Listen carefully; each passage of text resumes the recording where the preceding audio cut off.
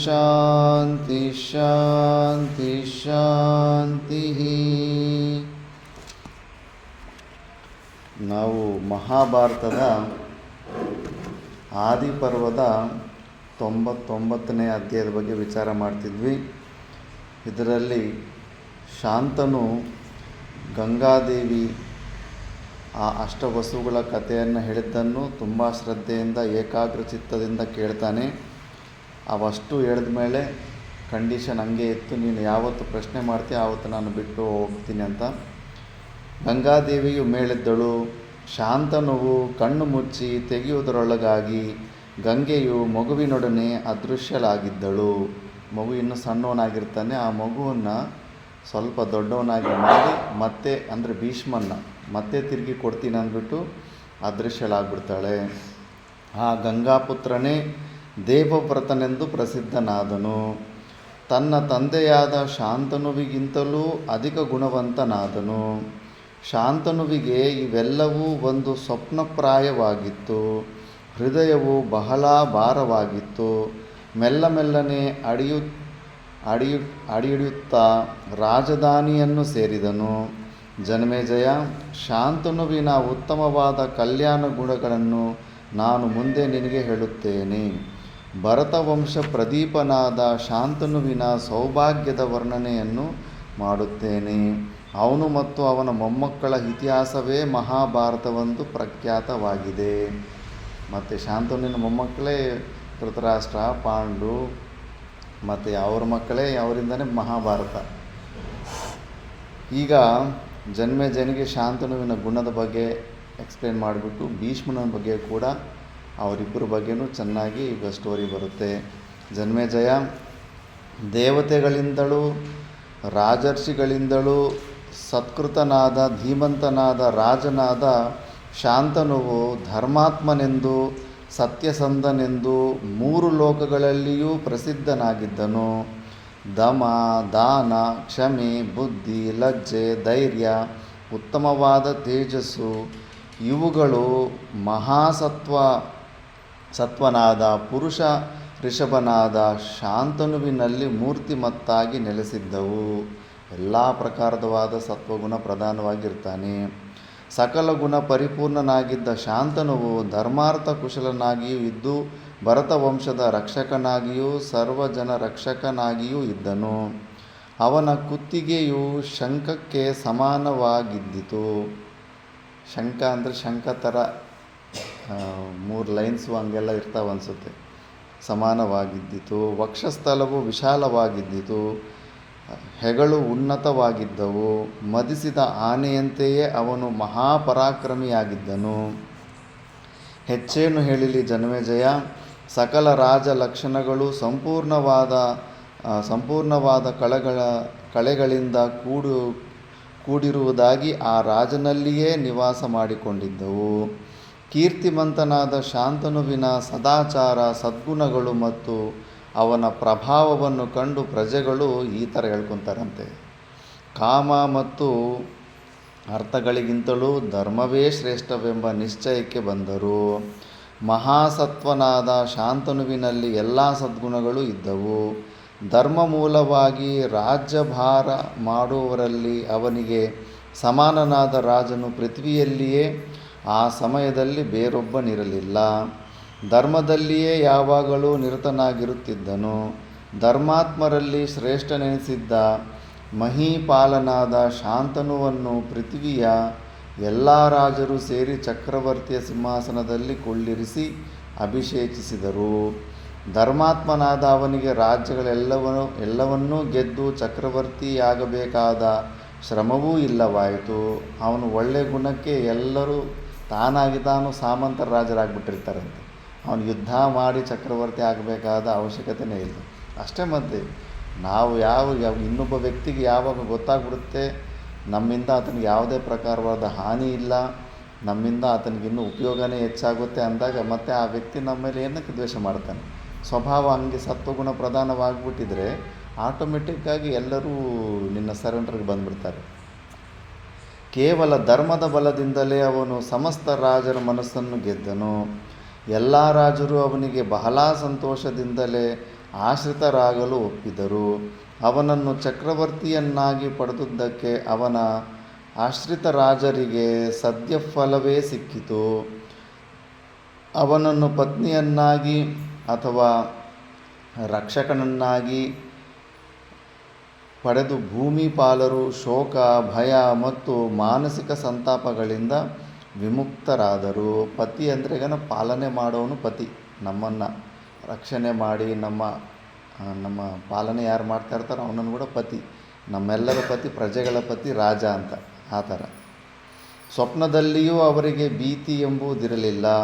ಶಾಂತ ಮನಸ್ಕರಾಗಿದ್ದ ಅವರಿಗೆ ಅನುದಿನವೂ ಸುಖ ಸ್ವಪ್ನಗಳಾಗುತ್ತಿದ್ದವು. ಚಿಂತೆ ಇಲ್ಲದೆ ನಿದ್ದೆ ಮಾಡಿ ಏಳುತ್ತಿದ್ದರು. ಚಕ್ರವರ್ತಿಯು ಪರಮಧಾರ್ಮಿಕನಾಗಿದ್ದರಿಂದ ಆಶ್ರಿತ ರಾಜರೆಲ್ಲರೂ ಧಾರ್ಮಿಕ ಪ್ರವೃತ್ತಿಯುಳ್ಳವರಾಗಿದ್ದರು.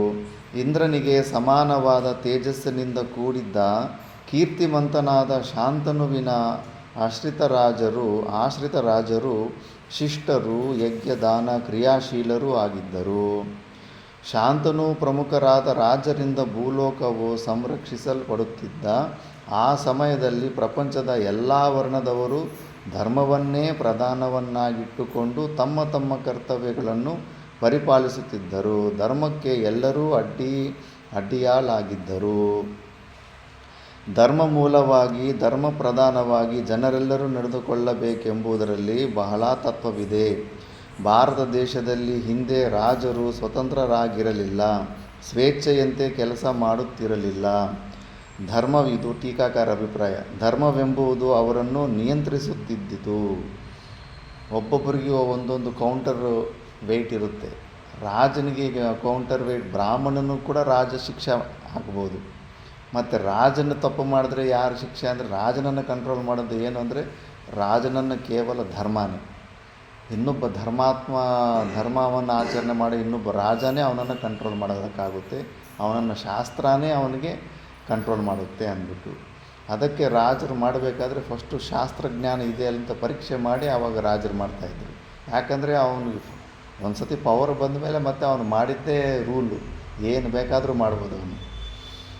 ವೇದ ಮೂಲವಾದ ಧರ್ಮಗಳನ್ನು, ಸ್ಮೃತಿಗಳನ್ನು ಯಾರು ಪ್ರಶ್ನಿಸಿ ಹೋಗುತ್ತಿರಲಿಲ್ಲ. ಸ್ಮೃತಿಗಳಾಗಲಿ ಧರ್ಮಶಾಸ್ತ್ರಗಳಾಗಲಿ ಯಾವುದೇ ವರ್ಣದವರಿಗಾದರೂ ಅನುಕ್ರಮವಾಗಿ ಆತ್ಮವಿಕಾಸವಾಗುವಂತೆ ಅವರವರಿಗೆ ಯೋಗ್ಯವಾದ ಕರ್ತವ್ಯಗಳನ್ನು ಬೋಧಿಸುತ್ತವೆ. ಧರ್ಮಶಾಸ್ತ್ರಕಾರರಿಗೆ ಯಾವ ವಿಧವಾದ ಪಕ್ಷಪಾತವೂ ಇರಲಿಲ್ಲ.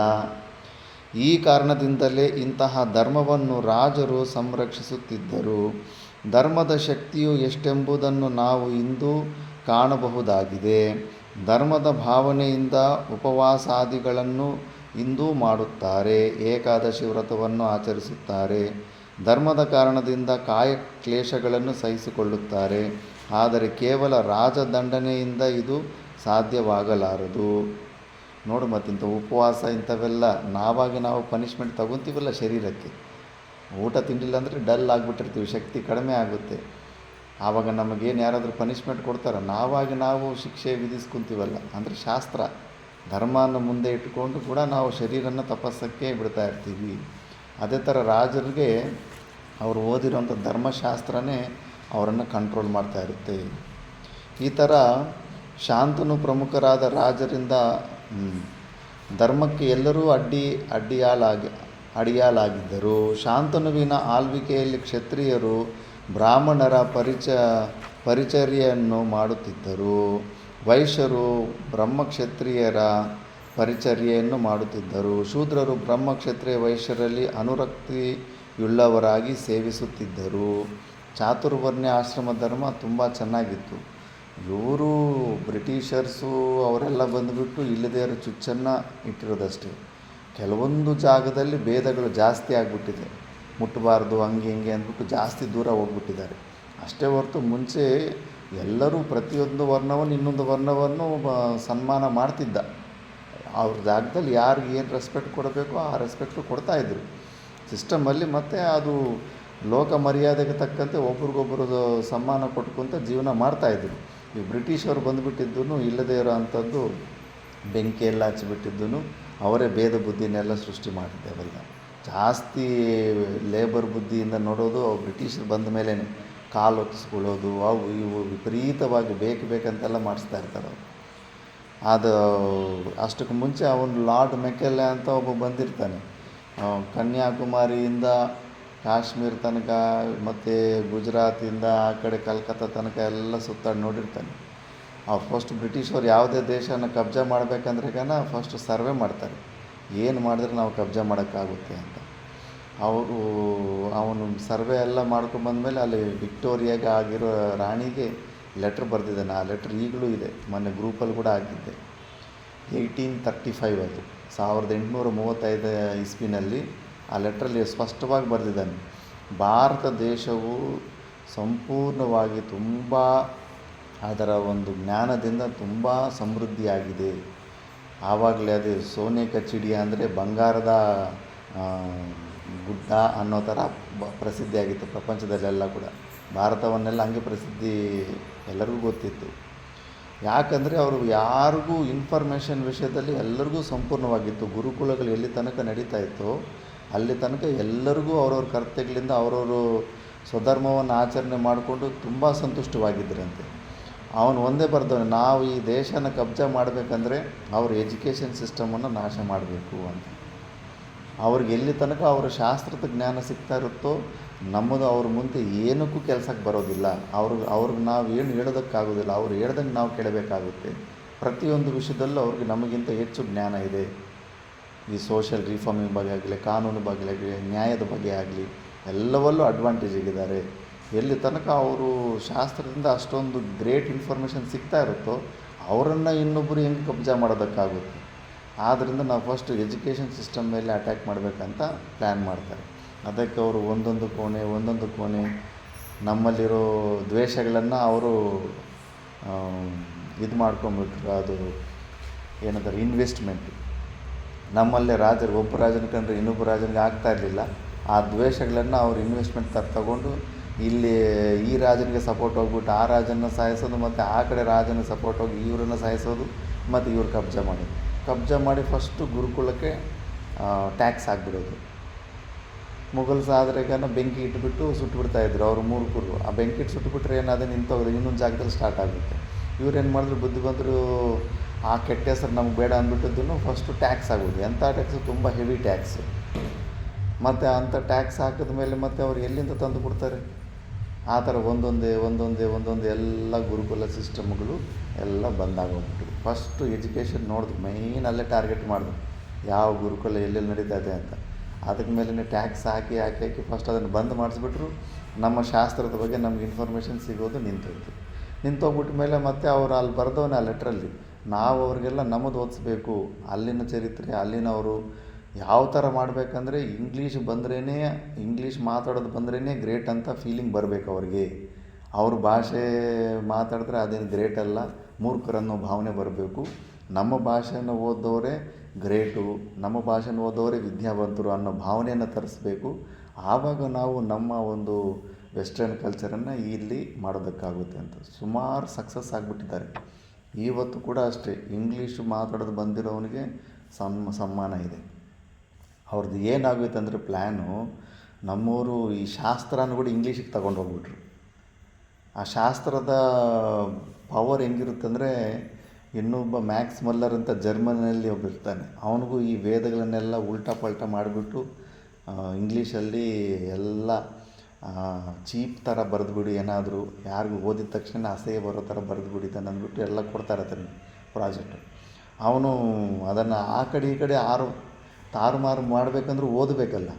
ಅವನು ಓದಿದ್ರೆ ಇದರಲ್ಲಿ ಬ್ರಹ್ಮಜ್ಞಾನ ಅಲ್ಲ, ಬ್ರಹ್ಮವಿದ್ಯೆ ಇದೆ ಇದರಲ್ಲಿ. ಓದಿಬಿಟ್ಟಿದ್ದನ್ನು ಅವನು ಇನ್ನೂ ಒಳ್ಳೆ ಟೀಕೆ ಬರೆದು ಬಿಡ್ತಾನೆ. ಯಾಕಂದರೆ ಮತ್ತು ಅವನಿಗೆ ಬ್ರಹ್ಮಜ್ಞಾನ ಆಗಿಬಿಡುತ್ತೆ ಚೆನ್ನಾಗಿ ಅದನ್ನು ಓದಿಬಿಟ್ಟಿದ್ದನ್ನು ಅವನು ಉಲ್ಟಾಗಿ ಇನ್ನೂ ಚೆನ್ನಾಗಿ ಕರೆಕ್ಟ್ ಸರಿಯಾದ ಅನ್ನವನ್ನು ಇನ್ನೂ ಚೆನ್ನಾಗಿ ಹೆಚ್ಚು ಅನುವಾದನೆ ಬಿಟ್ಬಿಟ್ಟ. ಇನ್ನು ಸ್ಟಾರ್ಟ್ ಆಯ್ತು ಇಂಗ್ಲೀಷಲ್ಲಿ ಕೂಡ ಇನ್ನು ಶಾಸ್ತ್ರಗಳೆಲ್ಲ ಎಂಟ್ರಾಗೋ ಅಷ್ಟೊತ್ತಿಗೆ ಇನ್ನು ಮತ್ತೆ ಸಾಧು ಸಮಾಜದವ್ರು ಕೂಡ ವಿವೇಕಾನಂದ ಹಿಡಿದು ಎಲ್ಲ ಒಂದೊಂದು ಎಲ್ಲ ಇಂಗ್ಲೀಷಲ್ಲಿ ಶಾಸ್ತ್ರ ಫುಲ್ ಕನ್ವರ್ಟ್ ಆಗೋಯಿತು. ಈಗ ಅವ್ರದ್ದೆಲ್ಲ ಮತ್ತೆ ವೇಸ್ಟ್ ಆಗೋಯಿತು. ಆದರೂ ಕೂಡ ಅವ್ರು ಹಾಕಿದ್ದ ಪ್ಲ್ಯಾನಲ್ಲಿ ನಮಗಂತೂ ನಮ್ಮ ಸನಾತನ ಧರ್ಮದ ಇನ್ಫಾರ್ಮೇಷನ್ ಅಂತೂ ನಮ್ಮ ಮಕ್ಕಳಿಗೆ ಪೂರ್ತಿ ಸಿಗ್ತಾನೇ ಇಲ್ಲ. ಅದಕ್ಕೆ ಅವ್ರಿಗೆ ಸಂಸಾರದಲ್ಲಿ ಹೆಚ್ಚು ದುಃಖಗಳು ಹೆಚ್ಚಾಗ್ತಾಯಿದೆ. ಮೇಂಟೈನ್ ಮಾಡೋದೇ ಗೊತ್ತಾಗ್ತಾ ಇಲ್ಲ. ಜೀವನದ ಬಗ್ಗೆ ಕೂಡ ಪಾಠಗಳಿರ್ತಾಯಿತ್ತು ಮುಂಚೆ. ಹೆಂಗೆ ತಂದೆ ಹತ್ರ ಹೆಂಗಿರಬೇಕು, ತಾಯಿ ಹತ್ರ ಹೆಂಗಿರಬೇಕು, ಹೆಂಡತಿ ಹತ್ರ ಹೆಂಗಿರಬೇಕು, ಅಕ್ಕಪಕ್ಕದವ್ರ ಹತ್ರ ಹೆಂಗಿರಬೇಕು, ಇವೆಲ್ಲ ಕೂಡ ಈಗ ಮಹಾಭಾರತದಲ್ಲಿ ಎಷ್ಟೋ ದೃಷ್ಟಾಂತಗಳು ಬರುತ್ತೆ. ಆ ಇನ್ಫಾರ್ಮೇಷನ್ ಇದ್ರೇಗನ ಮತ್ತು ಅವನ ಜೀವನ ಹೆಂಗೆ ನಡೆಸ್ಬೇಕಂತ ಅವನಿಗೆ ಗುರುಕುಲದಲ್ಲೇ ಎಲ್ಲ ಕ್ಲಾರಿಟಿ ಬರ್ತಾಯಿತ್ತು. ಆ ಕ್ಲಾರಿಟಿ ಮಿಸ್ ಆಗಿದೆ. ಆದ್ದರಿಂದ ನಮಗೆ ಈ ದೈವಿ ಸಂಪತ್ತಿಗಳು, ಅಮಾನಿತವಾದಿ ಲಕ್ಷಣಗಳು ಇವಂದರೆ ಏನು ಅಂತ ಗೊತ್ತೇ ಇಲ್ಲ. ಮಾಡಬಾರ್ದು ತಪ್ಪೆಲ್ಲ ಸಣ್ಣ ಸಣ್ಣ ಮಕ್ಕಳು ಮಾಡ್ತಾಯಿರ್ತಾರೆ. ಇಷ್ಟೊಂದೆಲ್ಲ ಆಗಿದೆ. ಆದರೆ ಮುಂಚೆ ನಮ್ಮ ಚಾತುರ್ವರ್ಣ್ಯಾಶ್ರಮದಲ್ಲಿ ಅಷ್ಟು ಪರ್ಫೆಕ್ಟ್ ಆಗಿತ್ತು. ಆ ಥರ ಮಹಾರಾಜನಾದ ಶಾಂತನುವು ಕುರುವಂಶದ ರಮಣೀಯ ರಾಜಧಾನಿಯಾದ ಹಸ್ತಿನಾಪುರದಲ್ಲಿ ವಾಸ ಮಾಡುತ್ತಾ ಚತುಸ್ಸಾಗರ ಪರ್ಯಂತವಾದ ಭೂಮಿಯನ್ನು ಆಳುತ್ತಿದ್ದನು. ದೇವರಾಜ ಸದೃಶನಾಗಿದ್ದ ಶಾಂತನುವು ಧರ್ಮಜ್ಞಾನಿಯೂ ಸತ್ಯಸಂಧನಾಗಿಯೂ ಕಪಟರಹಿತನಾಗಿಯೂ ಇದ್ದನು. ದಾನ, ಧರ್ಮ ಮತ್ತು ತಪಸ್ಸು ಈ ಮೂರು ಅವನಲ್ಲಿ ಮೂರ್ತಿಮತ್ತಾಗಿ ನೆಲೆಸಿದ್ದರಿಂದ ಅವನು ಪರಮಾದ್ಭುತವಾದ ಕಾಂತಿಯಿಂದ ಬೆಳಗುತ್ತಿದ್ದನು. ರಾಗದ್ವೇಷಾದಿಗಳೊಂದು ಅವನಲ್ಲಿರಲಿಲ್ಲ. ಚಂದ್ರನಂತೆ ಪ್ರಿಯದರ್ಶನಾಗಿದ್ದನು. ತೇಜಸ್ಸಿನಲ್ಲಿ ಸೂರ್ಯ ಸದೃಶನಾಗಿದ್ದನು. ವೇಗದಲ್ಲಿಯೂ ಮತ್ತು ಬಲದಲ್ಲಿಯೂ ವಾಯುವಿಗೆ ಸಮಾನನಾಗಿದ್ದನು. ಕೋಪದಲ್ಲಿ ಯಮಪ್ರಾಯನಾಗಿದ್ದನು. ಕ್ಷಮೆಯಲ್ಲಿ ಪೃಥ್ವಿಗೆ ಸಮಾನನೆನಿಸಿದ್ದನು. ಶಾಂತನುವು ಪೃಥ್ವಿಯನ್ನು ಆಳುತ್ತಿರುವಾಗ ಪಶು ವರಾಹಗಳ ಮತ್ತು ಮೃಗ ಪಕ್ಷಿಗಳ ವಧೆಯು ನಿಷೇಧಿಸಲ್ಪಟ್ಟಿತು. ಮತ್ತು ಅಹಿಂಸೆ ಸ್ವಲ್ಪ ಹೆಚ್ಚು ಸತ್ವಗುಣ ಪ್ರಧಾನ ಆದರೆ ಅದನ್ನು ಕೂಡ ಬ್ಯಾನ್ ಮಾಡಿದ್ದಂತೆ. ಅನಿಮಲ್ ಪ್ರೊಹಿಬಿಷನ್ ಆ್ಯಕ್ಟ್ ಏನೋ ಈಗಲೇ ಮಾಡಿ ಬಂದಿದೆ ಅಂತ ಇವರು ಫೀಲ್ ಆಗ್ತಾರೆ. ಶಾಂತನೇ ಮಾಡಿದ್ದ ಅದು ಬ್ಯಾನು. ಪ್ರಜೆಗಳನ್ನು ಸಂರಕ್ಷಿಸುವಂತೆಯೇ ಶಾಂತನುವು ಪಶು ಪ್ರಾಣಿ ಪಕ್ಷಿಗಳನ್ನು ಸಂರಕ್ಷಿಸುತ್ತಿದ್ದನು. ಶಾಂತನುವಿನ ರಾಜ್ಯದಲ್ಲಿ ಸತ್ಯ ಧರ್ಮಗಳೇ ಪ್ರಮುಖ ಸ್ಥಾನವನ್ನು ವಹಿಸಿದ್ದವು. ರಾಜನೇ ಮೊದಲಾಗಿ ಸಕಲ ಪ್ರಜೆಗಳು ನುಡಿದಂತೆ ನಡೆಯುತ್ತಿದ್ದರು. ವಿನಯಶೀಲನಾದ ಕಾಮರಾಗ ವಿವರ್ಜಿತನಾದ ಶಾಂತನುವು ಸಕಲ ಪ್ರಜೆಗಳನ್ನು ನಿಷ್ಪಕ್ಷಪಾತವಾಗಿ ಆಳುತ್ತಿದ್ದನು. ದೇವ, ಋಷಿ, ಪಿತೃ ಯಜ್ಞಗಳು ಯಥಾವಿಧಿಯಾಗಿ ನಡೆಯುತ್ತಿದ್ದವು. ಅಧರ್ಮದಿಂದ ಯಾವ ಪ್ರಾಣಿಯನ್ನು ಯಾರೂ ಹಿಂಸಿಸುತ್ತಿರಲಿಲ್ಲ. ದುಃಖಿಗಳಿಗೆ, ಅನಾಥರಿಗೆ, ಪಶು ಪಕ್ಷಿಗಳಿಗೆ, ಎಲ್ಲ ಪ್ರಾಣಿಗಳಿಗೂ ಶಾಂತನುವು ರಾಜನು ಆಗಿದ್ದನು. ಅಂದರೆ ಆವ ಕೂಡ ಅನಾಥಾಶ್ರಮಗಳು ಇವೆಲ್ಲ ಆವ ಕಟ್ಟಿಸಿದನು. ತಂದೆಯೂ ಆಗಿದ್ದನು. ಕುರುಪತಿ ಶ್ರೇಷ್ಠನಾದ ಶಾಂತನುವು ರಾಜಾದಿರಾಜನಾಗಿರಲಾಗಿ ಮಾತು ಸತ್ಯದೊಡನೆ ಸೇರುತ್ತಿದ್ದಿತು. ಪ್ರಜೆಗಳಿಗೆ ಸುಳ್ಳನ್ನು ಹೇಳಲೇ ತಿಳಿಯುತ್ತಿರಲಿಲ್ಲ. ಅವರ ವಯಸ್ಸು ಯಾವಾಗಲೂ ದಾನ ಮತ್ತು ಧರ್ಮಗಳಲ್ಲಿಯೇ ಲೀನವಾಗಿರುತ್ತಿತ್ತು. ಇಂತಹ ಪರಮ ಧಾರ್ಮಿಕನಾದ ಶಾಂತನುವು 36 ವರ್ಷಗಳ ಕಾಲ ಸ್ತ್ರೀಯರೊಡನೆ ಯಾವ ವಿಧವಾದ ಸಂಬಂಧವನ್ನು ಇಟ್ಟುಕೊಂಡಿರಲಿಲ್ಲ. ಅರಣ್ಯದಲ್ಲಿಯೇ ಹೆಚ್ಚು ಕಾಲ ಇದ್ದು ಬಿಡುತ್ತಿದ್ದನು. ಶಾಂತನುವಿಗೆ ಗಂಗೆಯಲ್ಲಿ ಹುಟ್ಟಿದ ವಶ್ವಂಸ ಸಂಭೂತನಾದ ದೇವವ್ರತ ನಾಮಕನಾದ ಪುತ್ರನು ರೂಪ, ಆಚಾರ, ನಡೆ, ನುಡಿ ಮತ್ತು ವಿದ್ಯೆ ಈ ಎಲ್ಲದರಲ್ಲಿಯೂ ಶಾಂತನುವನ್ನೇ ಪ್ರತಿಬಿಂಬಿಸಿದ್ದನು. ದೇವವ್ರತನು ಸರ್ವಶಾಸ್ತ್ರ ನಿಪುಣನೂ ಮಹಾಬಲನೂ ಸತ್ವಪೂರ್ಣನೂ ವೀರ್ಯಶಾಲಿಯೂ ಮಹಾರಥನೂ ಆಗಿದ್ದನು. ಭೀಷ್ಮನು ನಾವು ನೋಡಬೇಕು. ಈ ಲೋಕದಲ್ಲಿ ನಾವೇನೋ ದೊಡ್ಡ ಗ್ರೇಟ್ ಅಂತೀವಿ. ಮೇಲ್ಗಡೆ ಗಂಧರ್ವ ಲೋಕದಲ್ಲಿ ಹಸುವನ್ನು ಕಳ್ತನ ಮಾಡಿರುವಂಥ ವ್ಯಕ್ತಿ ಭೂಲೋಕಕ್ಕೆ ಬಂದರೆ ಅವನ ಒಳಗಡೆ ಸ್ವಭಾವ ಎಷ್ಟು ಸತ್ವಗುಣ ಪ್ರಧಾನವಾಗಿರುತ್ತೆ. ಭೀಷ್ಮನು ಯಾಕಂದರೆ ಅವನು ಪೂರ್ವಜನ್ಮದಲ್ಲಿ ಗಂಧರ್ವನಾಗಿದ್ನಲ್ಲ, ಇನ್ಬಿಲ್ಟ್ ಆಗಿರುತ್ತೆ. ಅದಕ್ಕೆ ಯಾವತ್ತೇ ಆಗಲಿ ನಾವು ಸತ್ವಗುಣನ ಹೊಂದೋ ಪ್ರಯತ್ನ ಮಾಡಬೇಕು. ಒಳಗಡೆ ಇನ್ನರ್ ಕರೆಕ್ಷನ್ ಮಾಡ್ಕೋಬೇಕು. ನಮ್ಮಲ್ಲಿ ಆ ಕ್ವಾಲಿಟೀಸ್ ಇದ್ದಾಗ ಮೇಲ್ಗಡೆ ನಾವು ಉದ್ಧಾರ ಆಗಿ ಹೋಗ್ತಾ ಇರ್ತೀವಿ. ಇಲ್ಲ ಅಂದರೆ ಕೆಳಗಡೆ ಆಸುರಿ ಸಂಪತ್ತಿಗಳನ್ನು ಬೆಳೆಸ್ಕೊತ ಹೋಗ್ತಾರೆ. ಕೆಳಗಡೆ ಪಾತಾಳ, ವಿತಲ, ಸುತ್ತಲ, ಪಾತಾಳ, ತಲತಲ ಎಲ್ಲ ಕೆಳಗಡೆಗೆ ಹೋಗ್ತಾ ಇರ್ತೀವಿ, ನರಕಕ್ಕೆ ಹೋಗ್ತಾ ಇರ್ತೀವಿ. ಆ ವ್ಯಾಲ್ಯೂಸ್ ಹಂಗಿರ್ಬೇಕು ನೋಡಿ. ಅವೆಲ್ಲ ವ್ಯಾಲ್ಯೂಸನ್ನು ಹಂಗೆ ಭೀಷ್ಮನಿಗೆ ಬರ್ತ್ ಬಂದುಬಿಟ್ಟಿರ್ತಾರೆ.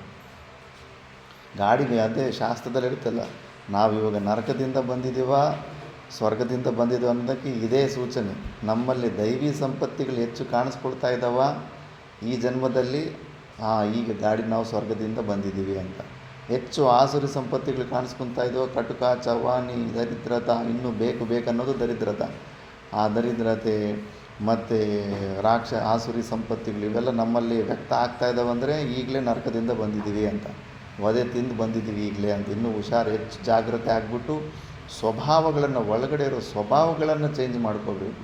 ಯಾಕಂದರೆ ಜನ್ಮಕ್ಕೂ ಇದೇ ಸ್ವಭಾವ ಬರ್ತಾ ಇರುತ್ತೆ ಮತ್ತು ಇದೇ ಪ್ರಕಾರದ ಸಮಸ್ಯೆಗಳು ಬರ್ತಾ ಇರ್ತವೆ. ಈ ಜನ್ಮದಲ್ಲಿ ಯಾವ ಪ್ರಕಾರದ ಸಮಸ್ಯೆಗಳು ಬರ್ತಾ ಇರ್ತಾವೋ ನೆಕ್ಸ್ಟ್ ಜನ್ಮಕ್ಕೂ ಅದೇ ಪ್ರಕಾರದ ಸಮಸ್ಯೆಗಳು ಬರ್ತಾ ಇರ್ತವೆ. ಒಂದು ದಿನ ಶಾಂತನು ಬೇಟೆಯಾಡಲು ಹೋದಾಗ ಒಂದು ಜಿಂಕೆಗೆ ಗುರಿ ಇಟ್ಟು ಬಾಣ ಹೊಡೆದನು. ಬಾಣವು ತಗುಲಿತಾದರೂ ಜಿಂಕೆಯು ಬಹಳ ದೂರ ಓಡಿ ಹೋಯಿತು. ಅದನ್ನೇ ಹುಡುಕುತ್ತಾ ಗಂಗೆಯ ದಂಡೆಯ ಮೇಲೆ ಹೋಗುತ್ತಿದ್ದಾಗ ಎಂದಿನಂತೆ ಪ್ರವಾಹದ ಬೋರ್ಗರೆಯುವ ಶಬ್ದವು ಕೇಳಲಿಲ್ಲ. ಪಕ್ಕಕ್ಕೆ ತಿರುಗಿ ನೋಡಿದನು. ನದಿಯಲ್ಲಿ ಹೆಚ್ಚು ನೀರೇ ಇರಲಿಲ್ಲ, ಎಲ್ಲಿಯೋ ಸ್ವಲ್ಪ ನೀರು ಜಿನುಗುತ್ತಿತ್ತು. ಶಾಂತನುವಿಗೆ ಬಹಳ ಆಶ್ಚರ್ಯವಾಯಿತು. ಕೆಲವೇ ದಿನಗಳ ಹಿಂದೆ ತುಂಬಿ ಹರಿಯುತ್ತಿದ್ದ ನದಿಯು ಇಂದು ಬತ್ತಿ ಹೋಗಿದೆಯಲ್ಲ ಎಂದು ತವಕಿಸಿದನು. ನದಿಯು ಬತ್ತಿರುವ ಕಾರಣವನ್ನು ತಿಳಿಯಲು ಕುತೂಹಲದಿಂದ ದಂಡೆಯ ಮೇಲೆ ಮೆಲ್ಲನೆ ಸೂಕ್ಷ್ಮವಾಗಿ ಪರಿಶೀಲಿಸುತ್ತಾ ನಡೆದನು. ಮುಂದೆ ಅನತಿ ದೂರದಲ್ಲಿಯೇ ಸುಂದರನಾದ ಬಾಲಕನೊಬ್ಬನು ಧನುರ್ಬಾಣಗಳನ್ನು ಹಿಡಿದು ನಿಂತಿರುವುದನ್ನು ರಾಜನ ದೃಷ್ಟಿಗೆ ಗೋಚರವಾಯಿತು. ಭೀಷ್ಮನು ಆತುರದಿಂದ ಮುಂದೆ ಹೋಗಿ ಇಂದ್ರನಂತೆ ಶೋಭಿಸುತ್ತಿದ್ದ ಬಾಲಕನ ಕಾರ್ಯವನ್ನು ವೀಕ್ಷಿಸಿದನು. ಬಾಣ ಪ್ರಯೋಗದಿಂದಲೇ ನದಿಯನ್ನು ತಡೆದಿರುವ ಬಾಲಕನ ಚತುರತೆಯನ್ನು ವೀಕ್ಷಿಸಿ ರಾಜನಿಗೆ ಪರಮಾಶ್ಚರ್ಯವಾಯಿತು. ಕೇವಲ ಬಾಣಗಳಿಂದನೇ ಡ್ಯಾಮ್ ಕಟ್ಟಿಬಿಟ್ಟಿದ್ದಾನಂತೆ. ಆರ್ಚರಿಯಲ್ಲಿ ಎಷ್ಟು ಫಾರ್ವರ್ಡ್ ಆಗಿತ್ತು ನಮ್ಮ ಶಾಸ್ತ್ರದಲ್ಲಿ. ಬಾಣಪ್ರಯೋಗದ ಚಾತುರ್ಯದಿಂದ ಬಾಲಕನು ಗಂಗಾ ನದಿಗೆ ಒಂದು ಅಣೆಯನ್ನೇ ಕಟ್ಟಿಬಿಟ್ಟಿದ್ದನು. ಅತ್ಯಾಶ್ಚರ್ಯಕರವಾದ ಮತ್ತು ಅಮಾನುಷವಾದ ಅಂತಹ ಬಾಣಪ್ರಯೋಗವನ್ನೇ ನೋಡುತ್ತಾ ರಾಜನು ಸ್ತಬ್ಧನಾಗಿ ನಿಂತನು. ಆದರೆ ಬಾಲಕನ್ಯಾರೆಂಬ ಅರಿವು ರಾಜನಿಗುಂಟಾಗಲಿಲ್ಲ. ಹುಟ್ಟಿದಾಗ ಮಾತ್ರ ನೋಡಿದ್ದ ಮಗುವಿನ ಸ್ಮೃತಿಯಾದರೂ ಇರುವುದೆಂತು. ಆದರೆ ಬಾಲಕನಿಗೆ ಮಾತ್ರ ತನ್ನ ಸಮೀಪದಲ್ಲಿ ನಿಂತಿರೋರು ಯಾರೆಂಬ ಅರಿವುಂಟಾಯಿತು.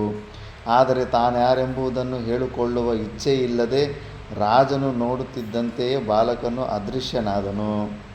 ರಾಜನಿಗೆ ಭ್ರಾಂತಿಯುಂಟಾಯಿತು. ಬಾಲಕನನ್ನು ಪುನಃ ನೋಡಬೇಕೆನ್ನುವ ತವಕವು ಉಂಟಾಯಿತು. ಹಿಂದಿನದ್ದೆಲ್ಲವೂ ಸ್ಮರಣೆಗೆ ಬಂದು ತನ್ನ ತವಕಕ್ಕೆ ಕಾರಣ ಈ ಬಾಲಕನು ತನ್ನ ಮಗನಾಗಿರುವುದೇ ಇರಬಹುದೆಂದು ರಾಜನು ಶಂಕಿಸಿದನು. ಮಗನನ್ನು ತೋರಿಸುವಂತೆ ಜಲರೂಪಳಾಗಿ ಹರಿಯುತ್ತಿದ್ದ ಗಂಗಾದೇವಿಯನ್ನು ದೈನ್ಯದಿಂದ ಕೇಳಿದನು. ಸುಮಂಗಳಿಯಾದ ದೇವಿಯು ಸುಂದರ ರೂಪವನ್ನು ಧರಿಸಿದವಳಾಗಿ ಆಭರಣಗಳಿಂದ ಅಲಂಕೃತನಾದ ಸುಂದರ ಬಾಲಕನನ್ನು ಬಲಗೈಯಲ್ಲಿ ಹಿಡಿದುಕೊಂಡು ಮುಗುಳ್ನಗೆಯನ್ನು ಬೀರುತ್ತಾ ರಾಜನ ಸಮೀಪದಲ್ಲಿ ನಿಂತಳು. ಗಂಗೆಯೊಡನೆ ರಾಜನು ಅನೇಕ ವರ್ಷಗಳ ಕಾಲ ಕಳೆದಿದ್ದನಾದರೂ ಆಭರಣಗಳಿಂದ ಅಲಂಕೃತಳಾಗಿದ್ದ, ಧೂಳಿನಿಂದ ಕೂಡಿರದ ಸ್ವಚ್ಛವಾದ ಮತ್ತು ಸುಂದರವಾದ ಸೀರೆಯನ್ನುಟ್ಟಿದ ತನ್ನ ಸಮೀಪದಲ್ಲಿ ನಿಂತಿದ್ದ ಯುವತಿಯು ಗಂಗಾದೇವಿ ಎಂದು ರಾಜನಿಗೆ ಗುರುತಿಸಲಾಗಲಿಲ್ಲ. ಹಿಂದೆ ಮಾನವನೊಡನೆ ಸಂಪರ್ಕವನ್ನು ಹೊಂದಲು ಮಾನುಷ ರೂಪವನ್ನು ಧರಿಸಿದ್ದ ಗಂಗೆಗೂ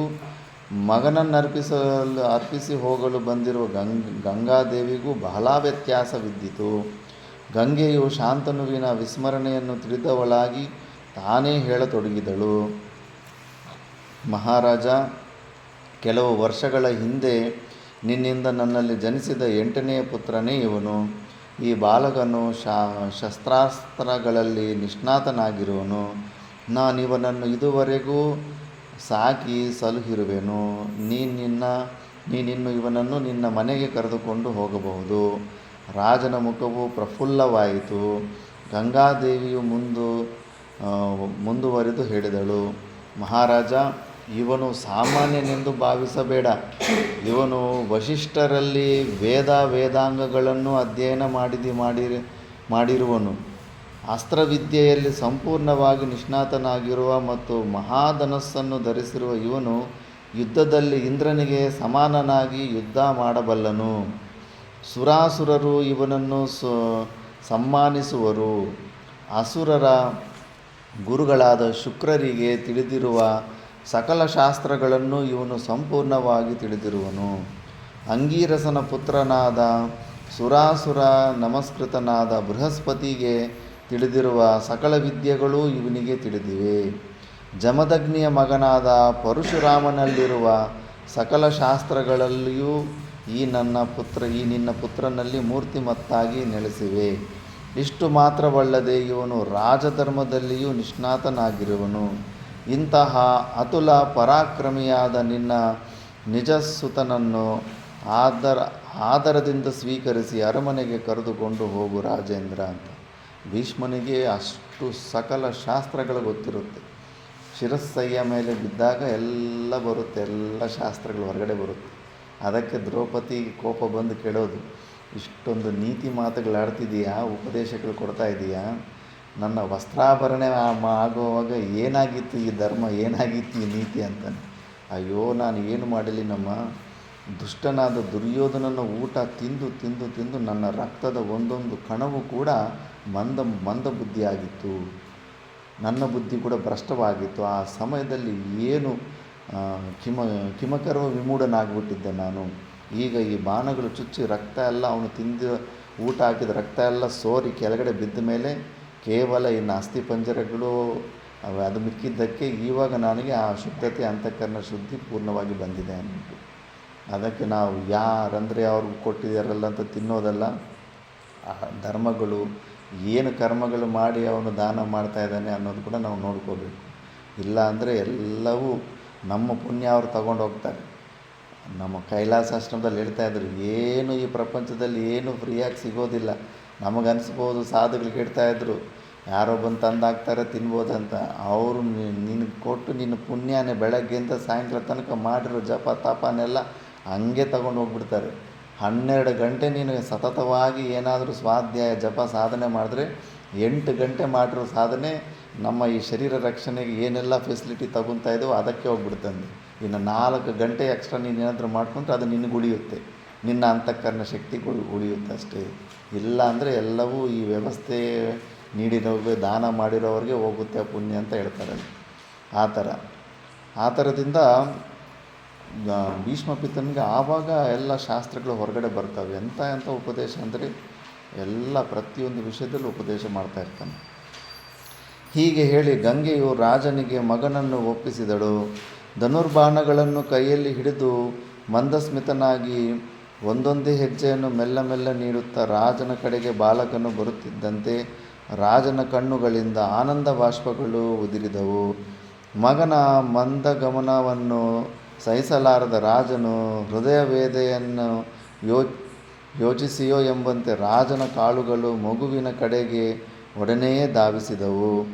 ಮಗನ ಸ್ಪರ್ಶ ಸುಖವನ್ನು ತಾನು ಮೊದಲು ಅನುಭವಿಸಬೇಕೆಂಬ ಅತ್ಯಾಸೆಯಿಂದಲೇ ಎಂಬಂತೆ ರಾಜನ ನೀಳವಾದ ಕೈಗಳು ಗಂಗಾಸುತನನ್ನು ಬಾಚಿ ತಬ್ಬಿದವು.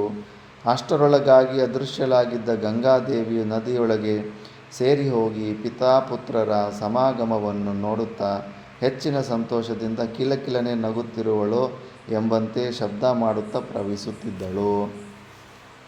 ಗಂಗಾದೇವಿಯು ತನ್ನ ಮಗನ ವಿಷಯವಾಗಿ ಹೀಗೆ ಹೇಳಿ ಮಗನನ್ನು ಒಪ್ಪಿಸಿದ ಬಳಿಕ ಸಾಕ್ಷಾತ್ ಸೂರ್ಯದೇವನಂತೆಯೇ ಭ್ರಾಜಮಾನವಾಗಿದ್ದ ದೇವವ್ರತನನ್ನು ಕರೆದುಕೊಂಡು ರಾಜನು ರಾಜಧಾನಿಗೆ ಆಗಮಿಸಿದನು. ಪುರುವಂಶ ಪ್ರದೀಪನಾದ ಶಾಂತನುವು ಸ್ವರ್ಗೋಪಮವಾದ ರಾಜಧಾನಿಯನ್ನು ಸೇರಿದ ನಂತರ ತನ್ನ ಸಕಲ ಕಾಮನೆಗಳು ಪರಿಪೂರ್ಣವಾದದ್ದುವೆಂದು ಇಂತಹ ದೇವಸುತೋಪಮನಾದ ಪುತ್ರನನ್ನು ಪಡೆದು ತಾನು ಮಹಾಪುಣ್ಯಶಾಲಿಯೆಂದು ಭಾವಿಸಿಕೊಂಡನು. ಸಕಲ ಪ್ರಜೆಗಳಿಗೂ ಸಕಲ ಪ್ರಾಣಿಗಳಿಗೂ ಅಭಯಪ್ರದಾನದ ಸಕಲ ಸದ್ಗುಣ ಪರಿಪೂರ್ಣನಾದ ಮಹಾತ್ಮನಾದ ಪುತ್ರನನ್ನು ರಾಜ್ಯದ ಸುಖ ಸಂಪತ್ತಿಗಾಗಿ ಸಕಲ ಪ್ರಜೆಗಳ ಸಮ್ಮುಖದಲ್ಲಿ ಯುವರಾಜನನ್ನಾಗಿ ಮಾಡಿಕೊಂಡನು. ಮಹಾಯಶೋವಂತನಾದ ಶಾಂತನುವಿನ ಪುತ್ರನಾದ ದೇವವ್ರತನು ಸದ್ವೃತ್ತಿ ಸದಾಚಾರಗಳಿಂದ ಪಟ್ಟಣಿಗರನ್ನು, ತಂದೆಯನ್ನು ಮತ್ತು ರಾಷ್ಟ್ರದ ಸಕಲ ಪ್ರಜೆಗಳನ್ನು ಸಂತೃಪ್ತಿಗೊಳಿಸಿದನು.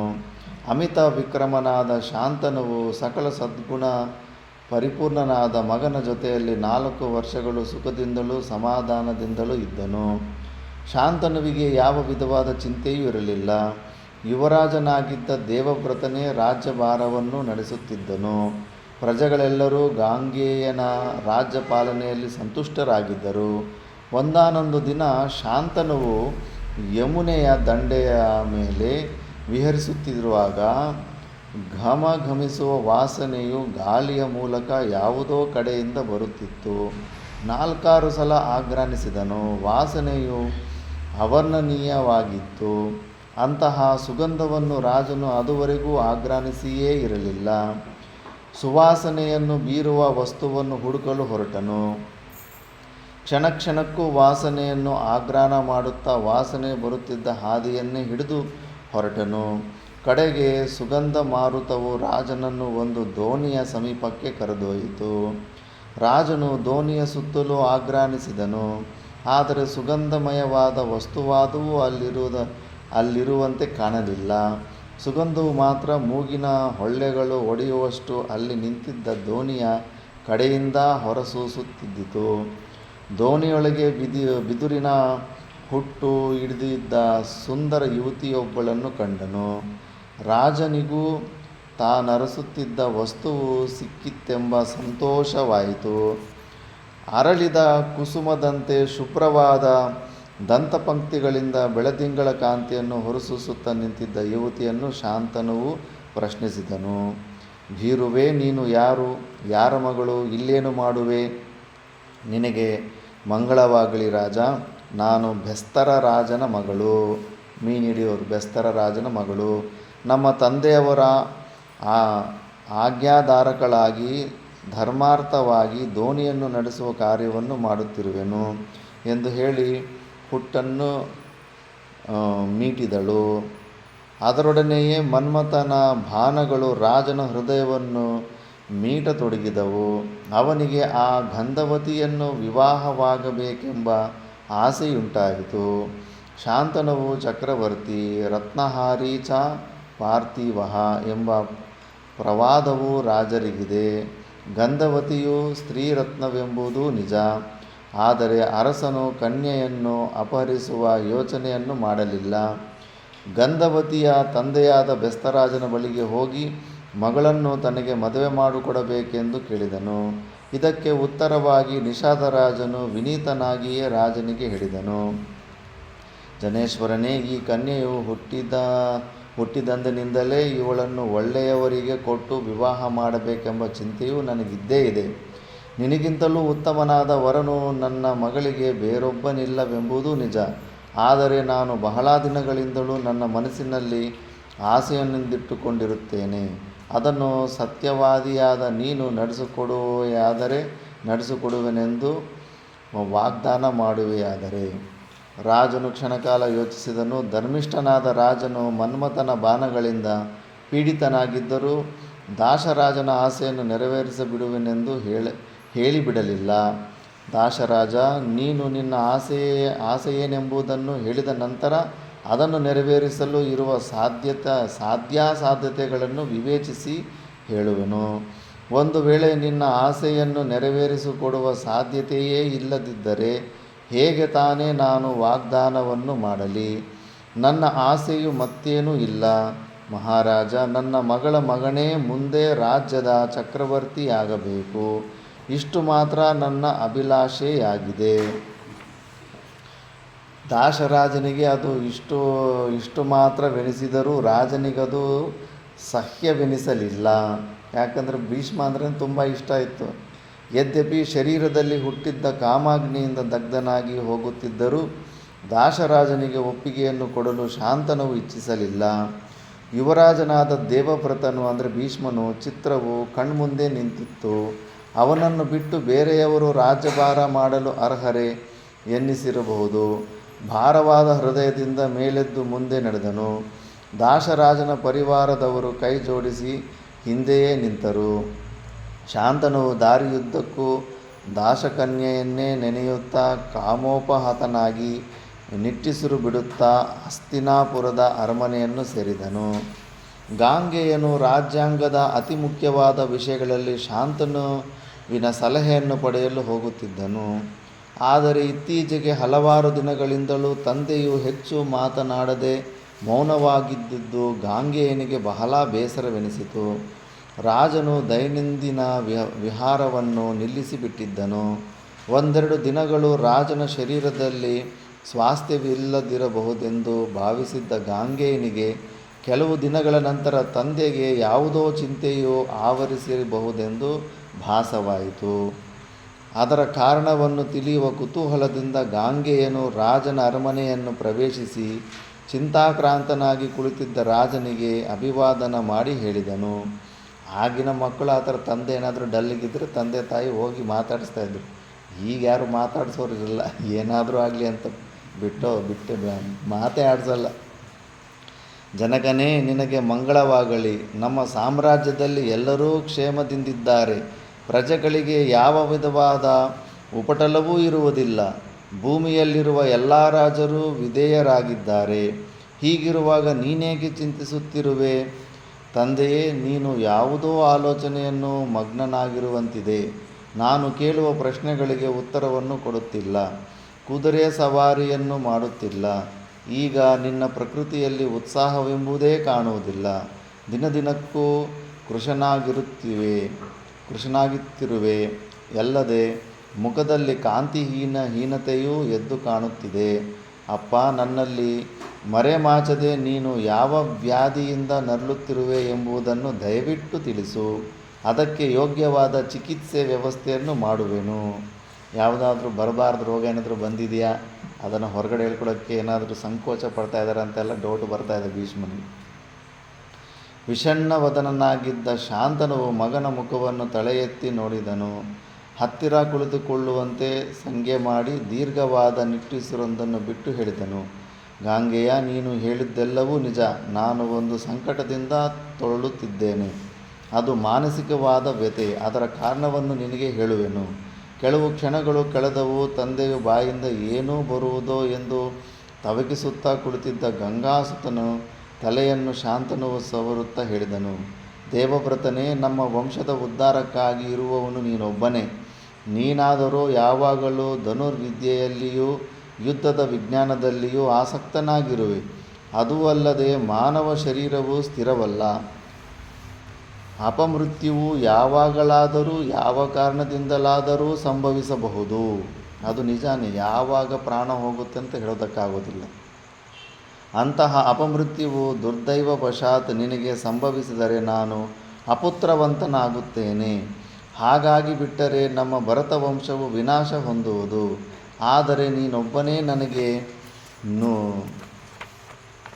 100 ಮಕ್ಕಳಿಗೆ ಸಮಾನನಾಗಿರುವೆ ಎಂಬುದರಲ್ಲಿ ಸ್ವಲ್ಪವಾದರೂ ಸಂದೇಹವಿಲ್ಲ. ಈ ಕಾರಣದಿಂದಲೇ ನಾನು ಪುನರ್ವಿವಾಹವಾಗಲು ಇಚ್ಛಿಸುವುದಿಲ್ಲ. ನೀನು ದೀರ್ಘಾಯುಷ್ಮಂತನಾಗಿ ಬಾಳಿ ನಮ್ಮ ವಂಶವೃಕ್ಷವು ಶಾಖೋಪಶಾಖಗಳಿಂದ ಬೆಳಗಲಿ ಎಂಬುದೊಂದೇ ನನ್ನ ಹಿರಿಯಾಸೆಯಾಗಿದೆ ಅಂತ. ಪುನಃ 2 ನಿಮಿಷಗಳು ಕಳೆದವು. ದೇವವ್ರತನಿಗೆ ಶಾಂತನು ಮಾತು ಮುಗಿಸಿದನೆಂಬ ಭಾವನೆಯುಂಟಾಗಲಿಲ್ಲ. ಇನ್ನೂ ಏನೋ ಮುಚ್ಚಿಡ್ತಾ ಇದ್ದಾನೆ, ಪೂರ್ತಿ ಡೀಟೇಲ್ ಹೇಳ್ತಾ ಇಲ್ಲ ಅಂತ ಗೊತ್ತಾಗುತ್ತೆ. ಇನ್ನೂ ಕೆಲವು ಮಾತುಗಳನ್ನು ಕೇಳುವುದಿದೆ ಎಂದು ಗಂಭೀರವಾಗಿ ಕುಳಿತಿದ್ದನು. ಅವನ ನಿರೀಕ್ಷಣೆಯಂತೆ ರಾಜನು ಬಾಯಿಂದ ಮತ್ತು ಕೆಲವು ನುಡಿಗಳು ಹೊರಬಿದ್ದವು. ಆದರೆ ಧರ್ಮವನ್ನು ತಿಳಿದವರು ಒಬ್ಬನೇ ಮಗನ ಇರುವಿಕೆಯು ಮಕ್ಕಳಿಲ್ಲದೆ ಇರುವಿಕೆಗೆ ಸಮಾನವೆಂದೇ ಹೇಳುತ್ತಾರೆ. ಅಗ್ನಿಹೋತ್ರ ಮಾಡುವುದರಿಂದಲೂ ವೇದಾಂಗಗಳ ಅಧ್ಯಯನದಿಂದಲೂ ಅನೇಕ ಉತ್ತಮ ಲೋಕಗಳ ಸಾಧನೆಯಾಗುವುದು ನಿಶ್ಚಯ. ಆದರೆ ಪುತ್ರ ಪ್ರಾಪ್ತಿಯ ಫಲಕ್ಕೆ ಹೋಲಿಸಿದರೆ ಅವುಗಳಿಂದ ಪ್ರಾಪ್ತವಾಗುವ ಫಲವು ಅತ್ಯಲ್ಪವೆಂದು ಪರಿಗಣಿತವಾಗಿದೆ. ಅಗ್ನಿಹೋತ್ರಾದಿಗಳಿಂದುಂಟಾಗುವ ಫಲವು ಪುತ್ರಪ್ರಾಪ್ತಿಯ ಫಲದಲ್ಲಿ 16ನೇ 1 ಭಾಗಕ್ಕೆ ಸಮಾನವಾಗಲಾರದೆಂದು ಧರ್ಮಜ್ಞರು ಹೇಳುವರು.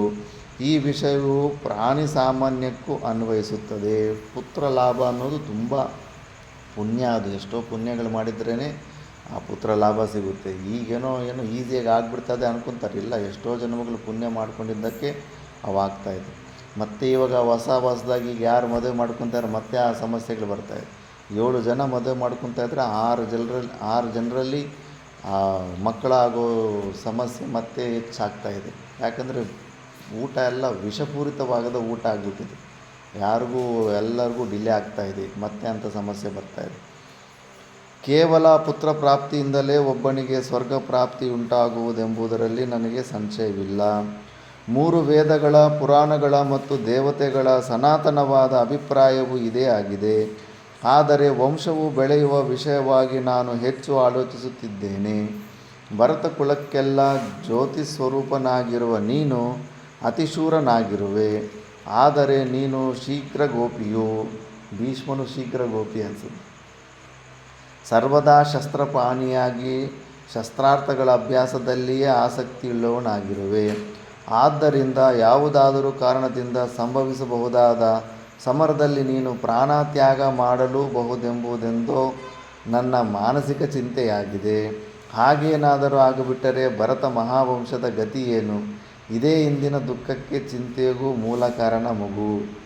ಎಲ್ಲ ಸತ್ಯವತಿ ಮೇಲೆ ಮೋಹ ಬೆಳೆದುಬಿಟ್ಟು ಇಲ್ಲೆಲ್ಲ ಏನೇನೋ ಹೊರಗಡೆ ಬರ್ತಾಯಿದೆ ಮನಸ್ಸಿನಲ್ಲಿ. ಶಾಂತನುವಿನ ಮುಖವು ಅಧೋಮುಖವಾಯಿತು. ಪುನಃ ಚಿಂತೆಯಲ್ಲಿ ಮಗ್ನನಾಗಿರುವಂತೆ ಭಾಸವಾಯಿತು. ಮತ್ಯಾವ ಮಾತುಗಳನ್ನು ತಂದೆಯ ಮುಖದಿಂದ ಕೇಳುವ ಸೂಚನೆಯೂ ಗಾಂಗೇಯನಿಗೆ ಕಂಡು ಬರಲಿಲ್ಲ. ಹೋಗಿ ಬರುವನೆಪ್ಪ ಎಂದು ಕೇಳಿಯೂ ಕೇಳಿಸದಂತಹ ಸಣ್ಣ ದನಿಯಲ್ಲಿ ಹೇಳಿ ಅಲ್ಲಿಂದ ತೆರಳಿದನು. ಸಮಾಲೋಚನಾ ಮಂದಿರದಲ್ಲಿ ಗಾಂಗೇಯನೊಬ್ಬನೇ ಕುಳಿತು ತಂದೆಯ ಮಾತುಗಳನ್ನೆಲ್ಲವನ್ನೂ ಸ್ಮೃತಿಪಥಕ್ಕೆ ತಂದುಕೊಂಡು ತನ್ನಲ್ಲಿಯೇ ಆಲೋಚಿಸಿದನು. ಒಬ್ಬನೇ ಮಗನಿರುವುದು ಮಕ್ಕಳಿಲ್ಲದಿರುವಿಕೆಗೆ ಸಮಾನ. ನೀನೊಬ್ಬನೇ ನನಗೆ 100 ಮಕ್ಕಳಿಗೆ ಸಮಾನ. ಈ ಕಾರಣದಿಂದಲೇ ನಾನು ಪುನರ್ವಿವಾಹವಾಗಲು ಇಚ್ಛಿಸಲಿಲ್ಲ. ಯಾವುದಾದರೂ ಕಾರಣದಿಂದ ಸಮರದಲ್ಲಿ ನೀನು ಪ್ರಾಣತ್ಯಾಗ ಮಾಡಿದರೆ ಇವೆಲ್ಲ ಮಾತುಗಳು ಯಾಕಂತ ಇದ್ದಾನೆ ನಮ್ಮ ತಂದೆ ಅಂತ. ಇದರ ಅಂತರಾರ್ಥವೇನೋ ಇರಬೇಕಲ್ಲವೇ? ನಮ್ಮ ತಂದೆಯು ಅಜೇಯನು. ನಾನಾದರೋ ಸಕಲ ಶಾಸ್ತ್ರಗಳನ್ನು ತಿಳಿದು ಧನುರ್ವಿದ್ಯೆಯಲ್ಲಿ ನಿಷ್ಣಾತನಾಗಿರುವೆನು. ನನಗೆ ಸಾವೇ ಚಾನ್ಸೇ ಇಲ್ಲ. ಸ್ವೇಚ್ಛಾಮರಣವಾಗಿರುತ್ತೆ. ದೇವವ್ರತನು ಶತಪಥ ತಿರುಗುತ್ತಾ ಯೋಚಿಸಿದನು. ಕಟ್ಟ ಕಡೆಗೆ ತಂದೆಯು ಹೇಳಿದ ಕಾರಣದ ಹಿಂದೆ ಬೇರೊಂದು ಕಾರಣವೂ ಇರಬಹುದೆಂದು ನಿಶ್ಚಯಿಸಿದನು. ಒಡನೆಯೇ ಶಾಂತನುವಿನ ಹಿತಚಿಂತಕನಾದ ವೃದ್ಧ ಮಂತ್ರಿಯನ್ನು ಸಂದರ್ಶಿಸಿ ತಂದೆಯವರ ಮನೋವ್ಯಥೆಗೆ ಕಾರಣವೇನೆಂದು ಕೇಳಿದನು. ಶಾಂತನುವಿಗೆ ಆತ್ಮೀಯನಾಗಿದ್ದ ವೃದ್ಧ ಮಂತ್ರಿಯು ಗಂಧವತಿಯ ವಿಷಯವನ್ನು ಮತ್ತು ಗಂಧವತಿಯನ್ನು ವಿವಾಹ ಮಾಡಿಕೊಳ್ಳಲು ಅವಳ ತಂದೆ ಹಾಕಿದ ನಿಬಂಧನೆಯನ್ನು ಸವಿಸ್ತರವಾಗಿ ಗಂಗಾಸುತನಿಗೆ ಹೇಳಿದನು. ಈಗ ಸೀಕ್ರೆಟ್ ಗೊತ್ತಾಗ್ಬಿಟ್ಟಿದೆ. ದೇವವ್ರತನಿಗೆ ಅಂದರೆ ಭೀಷ್ಮನಿಗೆ ತಾನು ಆಲೋಚಿಸಿದ್ದು ಸರಿ ಎನ್ನಿಸಿತು. ಪ್ರಕೃತ ಸಂದರ್ಭದಲ್ಲಿ ತನ್ನ ಕರ್ತವ್ಯನೆಂಬುದನ್ನು ಅವನು ಒಡನೆಯೇ ನಿರ್ಧರಿಸಿದನು. ತಂದೆಯ ಮನೋಭೀಷ್ಟವನ್ನು ನೆರವೇರಿಸಲು ಸರ್ವತ್ಯಾಗಕ್ಕೂ ಸಿದ್ಧನಾದನು. ವೃದ್ಧ ಕ್ಷತ್ರಿಯರೊಂದಿಗೂಡಿ ದಾಶರಾಜನ ಬಳಿಗೆ ತೆರಳಿ ತಂದೆಯ ಸಲುವಾಗಿ ಕನ್ಯೆಯನ್ನು ಪ್ರಾರ್ಥಿಸಿದನು. ಮನೆಗೆ ಬಂದ ರಾಜಪರಿವಾರವನ್ನು ದಾಶರಾಜನು ಸಮ್ಮಾನಿಸಿದನು. ಕುಶಲ ಪ್ರಶ್ನೆಗಳಾದವು. ದಾಶರಾಜನು ಗಂಗಾಸುತನ ಆಗಮನದ ಕಾರಣವನ್ನು ತಿಳಿದವನಾಗಿ ಸುಖಾಸನದಲ್ಲಿ ರಾಜರ ಮಧ್ಯದಲ್ಲಿ ಕುಳಿತಿದ್ದ ಗಾಂಗೇಯನಿಗೆ ಹೇಳಿದನು. ಭರತಕುಲದ ತಿಲಕನೇ, ನೀನು ಧನುರ್ವಿದ್ಯಾ ಪಾರಂಗತರಲ್ಲಿ ಸರ್ವಶ್ರೇಷ್ಠನೆನಿಸಿರುವೆ. ಮೇಲಾಗಿ ಶಾಂತನುವಿಗೆ ನೀನು ಏಕಮಾತ್ರ ಪುತ್ರನಾಗಿರುವುದರಿಂದ ಸಕಲರಿಗೂ ನಾಥನೆನಿಸಿರುವೆ. ನಿನ್ನೊಡನೆ ಕೆಲವು ಮಾತುಗಳನ್ನು ನಿವೇದಿಸಲು ಇಚ್ಛಿಸುವೆನು. ಕನ್ಯಾಪಿತೃವು ಇಂದ್ರನೇ ಆಗಿದ್ದರೂ ಶಾಂತನುವಿನಂತಹವನನ್ನು ಅನಾದರಣೆ ಮಾಡಿದ್ದಲ್ಲಿ ಪಶ್ಚಾತ್ತಾಪಕ್ಕೆ ಒಳಗಾಗುತ್ತಾನೆ. ಯಾರೇ ಆಗಲಿ, ಹೆಣ್ಣು ಮಗು ತಂದೆ ಇರ್ಬೋದು, ಇಂಥ ರಾಜನ ಸಂಬಂಧ ಬಂದಾಗ ಅದನ್ನು ತಿರಸ್ಕಾರ ಮಾಡಿದ್ರೆ ಪಶ್ಚಾತ್ತಾಪ ಮಾಡಬೇಕಾಗುತ್ತೆ. ಈ ಕನ್ಯೆಯು ಆರ್ಯ ಪುರುಷನೊಬ್ಬನನ್ನು ಸಂತಾನವು. ಸತ್ಯವತಿಯು ನಿಜ ಜನಕನು. ಉಪರಿಚರ ವಸುವು. ಉಪರಿಚರ ಅಂತ ಒಬ್ಬ ರಾಜ ಇರ್ತಾನೆ. ಆ ಉಪರಿಚರ ಎಂಬ ರಾಜನ ವೀರ್ಯವು ನೀರಿನಲ್ಲಿ ಬಿದ್ದು ಅದು ಮೀನು, ಒಂದು ಅಪ್ಸರಸೆಗೆ ಶಾಪ ಇರುತ್ತೆ. ಆ ಮೀನು ಆ ವೀರ್ಯವನ್ನು ನುಂಗಿ ಅದರಲ್ಲಿ ಒಂದು ಗಂಡು ಮಗು ಒಂದು ಹೆಣ್ಣು ಮಗು ಹುಟ್ಟಿ ಬಂದಿರುತ್ತೆ. ಅದು ಬೆಸ್ತರ ಮಗಳಾಗಿಲ್ಲ. ಆ ಮೀನಿನ ಒಳಗಡೆ ಹುಟ್ಟು ಬೆಸ್ತರ ಆಗುತ್ತಂತೆ ಸಾಕ್ಕೊಂಡಿರ್ತಾನೆ ಅಷ್ಟೇ. ಕ್ಷತ್ರಿಯ ಕನ್ಯೆಯೇ ಆಗಿರ್ತಾಳೆ. ಆದ್ದರಿಂದ ಅವನು ಪರಾಕ್ರಮದಲ್ಲಿಯೂ ಧರ್ಮ ರಕ್ಷಣೆಯಲ್ಲಿಯೂ ನಿಮಗೆ ಸಮಾನನು. ಅವನೇ ನನಗೆ ಅನೇಕ ಸಮಯಗಳಲ್ಲಿ ಶಾಂತನು ಚಕ್ರವರ್ತಿಯೇ ಸತ್ಯವತಿಗೆ ಅನುರೂಪನಾದ ವರನೆಂದು ಹೇಳಿರುವನು. ಋಷಿ ಶ್ರೇಷ್ಠರಾದ ಅಸಿತರು ಸತ್ಯವತಿಯನ್ನು ಮದುವೆ ಮಾಡಿಕೊಡುವಂತೆ ಒತ್ತಾಯಪೂರ್ವಕವಾಗಿಯೇ ಪ್ರಾರ್ಥಿಸಿದರು. ಆದರೆ ನಾನು ದೇವರ್ಷಿಗಳಾದ ಅವರ ಪ್ರಾರ್ಥನೆಯನ್ನು ತಿರಸ್ಕರಿಸಿಬಿಟ್ಟೆನು. ಆದ್ದರಿಂದ ಶಾಂತನುವಿಗೆ ನನ್ನ ಮಗಳನ್ನು ಕೊಡುವುದರಲ್ಲಿ ನನಗೆ ಸಂಪೂರ್ಣವಾದ ಸಮ್ಮತಿ ಇದೆ. ಆದರೆ ನಾನು ಕನ್ಯೆಯ ತಂದೆಯಾಗುವುದರಿಂದ ಈ ಮಾತನ್ನು ಹೇಳಲೇಬೇಕಾಗಿದೆ. ಈ ಸಂಬಂಧವನ್ನು ಬೆಳೆಸುವುದರಲ್ಲಿ ಒಂದೇ ಒಂದು ದೋಷವಿದೆ. ನನ್ನ ಮಗಳು ಸೇರುವ ಕಡೆಯಲ್ಲಿ ಬಲಿಷ್ಠನಾದ ಸವತಿಯ ಮಗನೊಬ್ಬನಿರುವನು. ಅದೊಂದೇ ದೋಷ. ಅಂದರೆ ನೀನೇ ದೋಷ ಅಂತ ಭೀಷ್ಮನಿಗೆ. ನೀನಾದರೂ ಅಸಾಧಾರಣ ಪರಾಕ್ರಮಿಯು.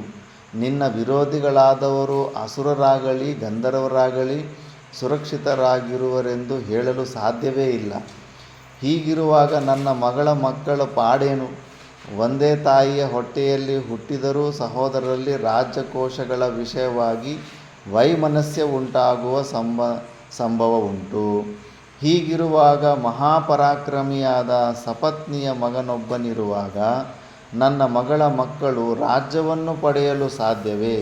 ಕನ್ಯೆಯನ್ನು ದಾನ ಮಾಡಲು ಇಷ್ಟವಿದ್ದರೂ ದಾನ ಮಾಡದಿರುವುದಕ್ಕೆ ಇರುವ ದೋಷವು ಇದೊಂದೇ ಆಗಿರುವುದು ಗಾಂಗೇಯ. ಎಲ್ಲರಿಗೂ ಇದ್ದೇ ಇರುತ್ತೆ. ಅವ್ರವ್ರ ಮಕ್ಕಳು ಅವ್ರವ್ರ ಮೊಮ್ಮಕ್ಕಳು ಅವರು ಸಾರ್ಥ ನೋಡ್ಕೊತಾರೆ. ಈಗಿನ ಸಂಬಂಧಗಳು ನೋಡೋರು ಹೆಣ್ಣುಮಕ್ಳ ಕಡೆಯವ್ರು ಕೇಳ್ತಾರಂತೆ, ಎಕ್ಸ್ಟ್ರಾ ಲಗೇಜ್ ಇದೆಯಾ ಅಂತ. ಅತ್ತೆ ಮಾಮ ಇದ್ದಾರಾ ಅಂತ. ಅತ್ತೆ ಮಾಮನ ಎಕ್ಸ್ಟ್ರಾ ಲಗೇಜ್ ಥರ ನೋಡ್ತಾ ಇರ್ತಾರೆ.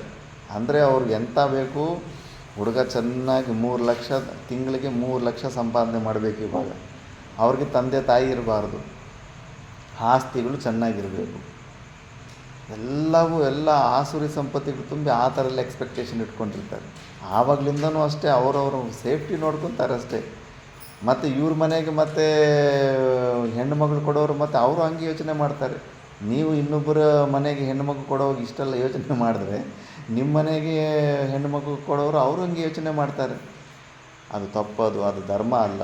ತಂದೆ ಅತ್ತೆ ಮಾವಂದ್ರನ್ನ ತಂದೆ ತಾಯಿ ಥರ ನೋಡ್ಕೋಬೇಕು, ಅದು ಶಾಸ್ತ್ರ ಹೇಳುತ್ತೆ. ಅವೇ ಈ ವ್ಯಾಲ್ಯೂಸೇ ಕಳ್ಕೊಂಬಿಟ್ಟಿದ್ದೀವಿ ನಾವು ಶಾಸ್ತ್ರನ ಓದ್ತೀರ.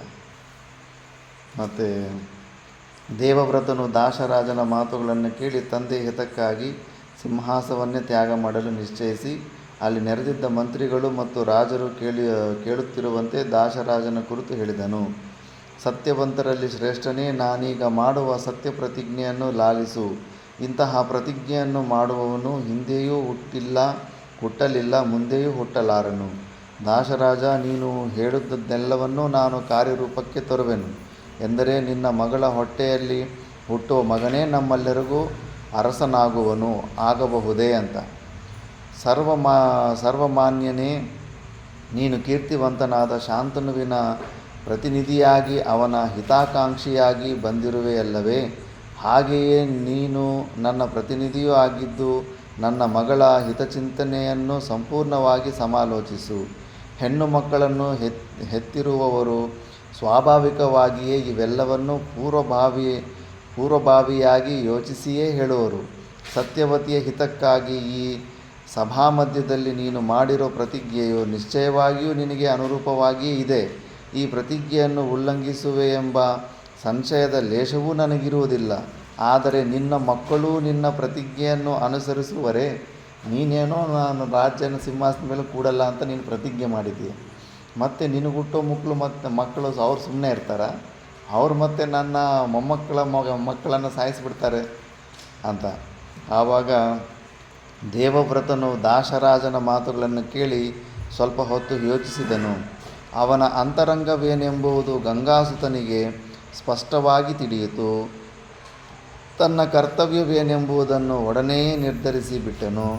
ತಂದೆಗೆ ಹಿತವುಂಟು ಮಾಡುವುದೇ ದೇವವ್ರತನ ಏಕೈಕ ವ್ರತವಾಗಿತ್ತು. ತಲೆ ಎತ್ತಿ ಸುತ್ತಲೂ ನೋಡಿ ಗಂಭೀರ ವದನನಾಗಿ ದಾಶರಾಜನಿಗೆ ಹೇಳಿದನು. ದಾಶರಾಜ, ಈ ಮೊದಲೇ ತಂದೆಗೆ ಪ್ರಿಯವನ್ನುಂಟು ಮಾಡಲು ನಾನು ಸಿಂಹಾಸನ ಪರಿತ್ಯಾಗ ಮಾಡಿದ ಪ್ರತಿಜ್ಞೆಯನ್ನು ನೀವೆಲ್ಲರೂ ಕೇಳಿರುವೆಲ್ಲರೇ?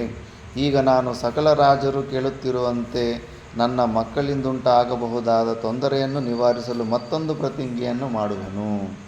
ದಾಸರಾಜ, ಇಂದಿನಿಂದ ನಾನು ನನ್ನ ಆಯುಷ್ಯೆಲ್ಲವನ್ನೂ ಬ್ರಹ್ಮಚರ್ಯದಲ್ಲಿಯೇ ಕಳೆಯುವನು. ಇದರಿಂದ ನಾನು ಅಪುತ್ರವಂತನಾಗುವೆನಾದರೂ ನನಗೆ ಅಕ್ಷಯವಾದ ಉತ್ತಮ ಲೋಕಗಳ ಪ್ರಾಪ್ತಿಯಾಗುವುದರಲ್ಲಿ ಯಾವ ಸಂಶಯವೂ ಇಲ್ಲ. ಯಾಕಂದರೆ ಅವನು ಗಂಧರ್ವನೇ. ದೇವವ್ರತನ ನುಡಿಗಳು ಕಂಚಿನ ಧ್ವನಿಯಂತೆ ಆ ಮಹಾಸಭೆಯಲ್ಲಿ ಪ್ರತಿಧ್ವನಿವಾದವು. ದಾಸರಾಜನ ಶರೀರವು ಆನಂದದಿಂದ ಉಬ್ಬಿ ಹೋಯಿತು. ರೋಮಕೋಟಿಗಳು ನಿಮಿರಿ ನಿಂತವು. ದದಾನಿ ಎಂಬ ಶಬ್ದವು ಪ್ರಯತ್ನವಿಲ್ಲದೆಯೇ ದಾಸರಾಜನು ಮುಖಾರವಿಂದದಿಂದ ಹೊರಬಂದಿತು. ದೇವವ್ರತನ ಧೀರ ಪ್ರತಿಜ್ಞೆಯನ್ನು ಕೇಳಿ ದೇವತೆಗಳು, ಋಷಿಗಳು, ಅಪ್ಸರೆಯರು ಹೂವಿನ ಮಳೆಗೆರೆದರು. ಬ್ರಹ್ಮಚರ್ಯ ಅನ್ನೋದು ಸಾಮಾನ್ಯವಾದ ವಿಷಯ ಅಲ್ಲ. ಅದು ಎಲ್ಲವೂ ಸಾಮರ್ಥ್ಯವಿದ್ದು ಎಲ್ಲ ಮುಗಿದೋದ್ಮೇಲೆ ವಯಸ್ಸಿನಲ್ಲಿ ಅಂತಿಮ ವಯಸ್ಸಿನಲ್ಲಿ ಪಾಲನೆ ಮಾಡೋದಲ್ಲ. ಯುವಕ ವಯಸ್ಸದಲ್ಲಿ ಒಳ್ಳೆಯ ಯುವ ಅವಸ್ಥೆಯಲ್ಲಿದ್ದಾಗ ಅಂಥ ಸಮಯದಲ್ಲಿ ಬ್ರಹ್ಮಚರ್ಯ ವ್ರತವನ್ನು ಮಾಡೋದು ತುಂಬ ಶ್ರೇಷ್ಠವಾದದ್ದು. ಅದಕ್ಕೆ ತುಂಬಾ ಬಲ ಬರುತ್ತೆ. ಅದಕ್ಕೆ ಋಷಿಗಳು, ಅಪ್ಸರಸರು ಹೂವಿನ ಮಳೆಗೆರೆದರು.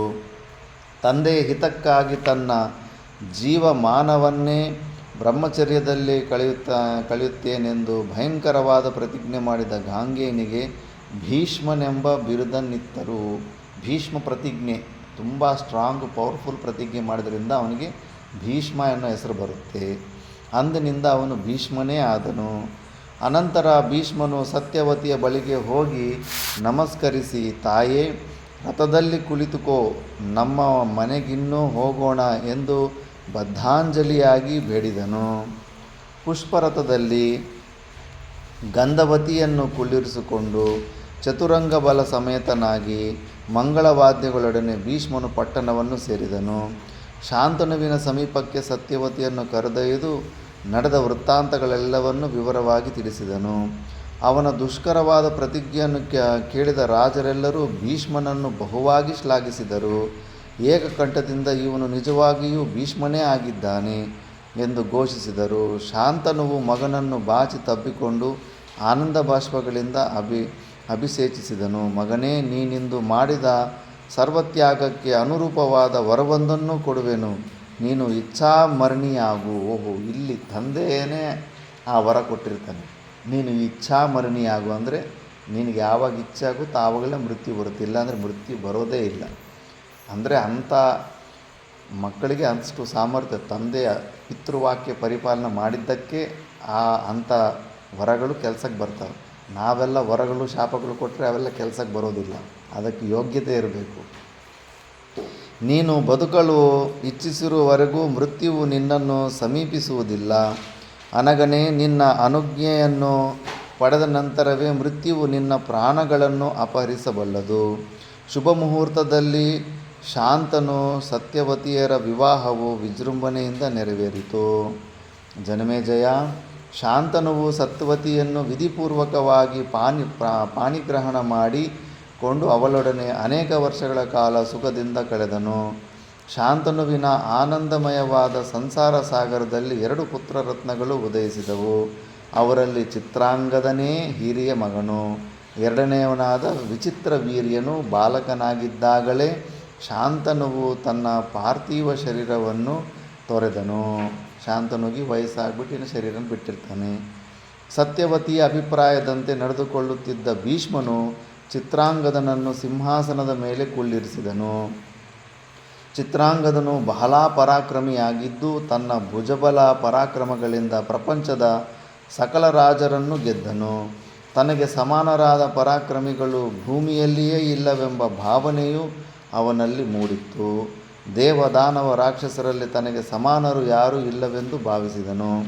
ಚಿತ್ರಾಂಗದನೆಂಬ ಹೆಸರನ್ನು ಹೊಂದಿದ್ದ ಗಂಧರ್ವರಾಜನಿಗೆ ಅವನ ದರ್ಪವನ್ನು ಕಂಡು ಅಸಹನೆಯುಂಟಾಯಿತು. ತನ್ನ ಹೆಸರನ್ನು ಹೊಂದಿದ್ದನ್ನೇ ವ್ಯಾಜವನ್ನಾಗಿಟ್ಟುಕೊಂಡು ಕುರುರಾಜನನ್ನು ಯುದ್ಧಕ್ಕೆ ಆಹ್ವಾನಿಸಿದನು. ಅಂದರೆ ಒಬ್ಬ ಗಂಧರ್ವನು, ಅವನ ಹೆಸರು ಚಿತ್ರಾಂಗದ. ಅವನ ಹೆಸರು ಇಟ್ಕೊಂಡು ಭೂಲೋಕದಲ್ಲಿ ಇವನು ಸಿಕ್ಕಾಪಟ್ಟೆ ಪರಾಕ್ರಮಿ ಆಗಿದ್ನಲ್ಲ, ಅದು ಅವನಿಗೆ ಯಾಕೋ ಗಂಧರ್ವರಾಜನಿಗೆ ಸಹನೆ ಆಗಲಿಲ್ಲವಂತೆ. ಸರ್ವರನ್ನು ನಿರ್ಲಕ್ಷಿಸಿದ ಚಿತ್ರಾಂಗದನಿಗೆ ಗಂಧರ್ವನ ವಿಷಯದಲ್ಲಿಯೂ ಅಲಕ್ಷ್ಯವೇ ಇದ್ದಿತಾದ ಕಾರಣ ಯುದ್ಧದ ಆಹ್ವಾನವನ್ನು ಅವನು ಆದರದಿಂದಲೇ ಸ್ವೀಕರಿಸಿದನು. ಯೋಚನೆ ಮಾಡಬೇಕಾಗಿತ್ತು, ಅವರೆಲ್ಲ ದೈವಿ ಅನಿಮ ಗರಿಮಾದಿ ಸಿದ್ಧಿಗಳಿರ್ತವೆ ಗಂಧರ್ವಗಳು. ನಾವು ಮನುಷ್ಯ ಲೋಕದ ಮಾನವರು. ಒಂದೇ ಸತಿ ಮೂರ್ಖತ್ವಕ್ಕೂ ಧೈರ್ಯಕ್ಕೂ ಹೆಚ್ಚು ಡಿಫ್ರೆನ್ಸ್ ಇರೋದಿಲ್ವಂತೆ. ಅಜ್ಞಾನ ಇತ್ತಂದ್ರೆಗನ ಅದನ್ನು ಮೂರ್ಖತ್ವನೇ ಧೈರ್ಯ ಅಂತ ಕುಡಿದ್ಬಿಟ್ಟು ರೋಡಲ್ಲಿ ಹೋಗ್ಬಿಟ್ಟು ಲಾರಿ ಎದುರುಗಡೆ ನಿಂತ್ಕೊಂಡ್ಬಿಡ್ತಾನೆ. ಅದು ಧೈರ್ಯ ಅಲ್ಲ, ಅದು ಮೂರ್ಖತ್ವ. ಅದು ಇಲ್ಲೂ ಕೂಡ ವಿಚಾರ ಮಾಡ್ದಿರ ಆ ಯುದ್ಧಕ್ಕೆ ಸ್ವೀಕಾರ ಮಾಡಿಬಿಟ್ಟಿರ್ತಾನೆ. ಕುರುಮುಖ್ಯನಿಗೂ ಗಂಧರ್ವನಿಗೂ ಕುರುಕ್ಷೇತ್ರದಲ್ಲಿ ಸರಸ್ವತಿ ನದಿಯ ತೀರದಲ್ಲಿ 3 ವರ್ಷಗಳ ಕಾಲ ಭಯಂಕರವಾದ ಯುದ್ಧವಾಯಿತು. ಆದರೆ ಕುರುರಾಜನು ಎಷ್ಟೇ ಪರಾಕ್ರಮಿಯಾಗಿದ್ದರೂ ಯುದ್ಧದಲ್ಲಿ ಮಾಯಾ ಪ್ರಕ್ರಿಯೆಯನ್ನು ತಿಳಿದವನಾಗಿರಲಿಲ್ಲ. ಗಂಧರ್ವನು ಮಾಯಾ ಯುದ್ಧದಿಂದ ಕುರುಭೂಪನನ್ನು ಮೃತ್ಯುವೀಡು ಮಾಡಿ ತನ್ನ ಲೋಕಕ್ಕೆ ತೆರಳಿದನು. ಯಾಕಂದರೆ ಅವತ್ರ ಸಿದ್ಧಿಗಳಿರ್ತವೆ. ಕರ್ಣನಂತವನೇ ಓಡಿ ಹೋಗ್ಬಿಟ್ಟು ವಿಕರ್ಣನ ರಥದಲ್ಲಿತ್ತು ಓಡೋಗಿರ್ತಾನೆ ಒಂದು ಸತಿ ಗಂಧರ್ವ ಜೊತೆ ಯುದ್ಧ ಮಾಡೋಕ್ಕೆ ಹೋಗ್ಬಿಟ್ಟು. ಒಬ್ಬ ಅರ್ಜುನನು ಮಾತ್ರನೇ ಗಂಧರ್ವನ ಯಾರನ್ನ ಬೇಕಾದರೂ ಸೋಲಿಸೋ ಸಾಮರ್ಥ್ಯ ಇರುತ್ತೆ. ಭೀಷ್ಮನು ಚಿತ್ರಾಂಗದನ ಉತ್ತರ ಕ್ರಿಯೆಯನ್ನು ಯಥಾವಿಧಿಯಾಗಿ ನೆರವೇರಿಸಿದನು. ಅಲ್ಲಿ ಸ್ವಲ್ಪ ಟೀಕಾಕಾರ ಹೇಳ್ತಾರೆ, ಆ ಯುದ್ಧದಲ್ಲಿ ಗಂಧರ್ವನನ್ನು ಪರಾಜಿತನನ್ನಾಗಿ ಮಾಡಲು ಭೀಷ್ಮನೇಕೆ ಪ್ರವೇಶಿಸಲಿಲ್ಲವೆಂಬುದು ಸಂದೇಹ ಉಂಟಾಗಬಹುದಲ್ಲವೇ. ಅದಕ್ಕೆ ಗಂಧರ್ವನಿಗೂ ಚಿತ್ರಾಂಗದನಿಗೂ ಉಂಟಾದ ಸಮರವು ದೇಶಕೋಶಾದಿಗಳಿಗೆ ಸಂಬಂಧಿಸುವುದಲ್ಲ, ಕೇವಲ ವೈಯಕ್ತಿಕವಾದದ್ದು.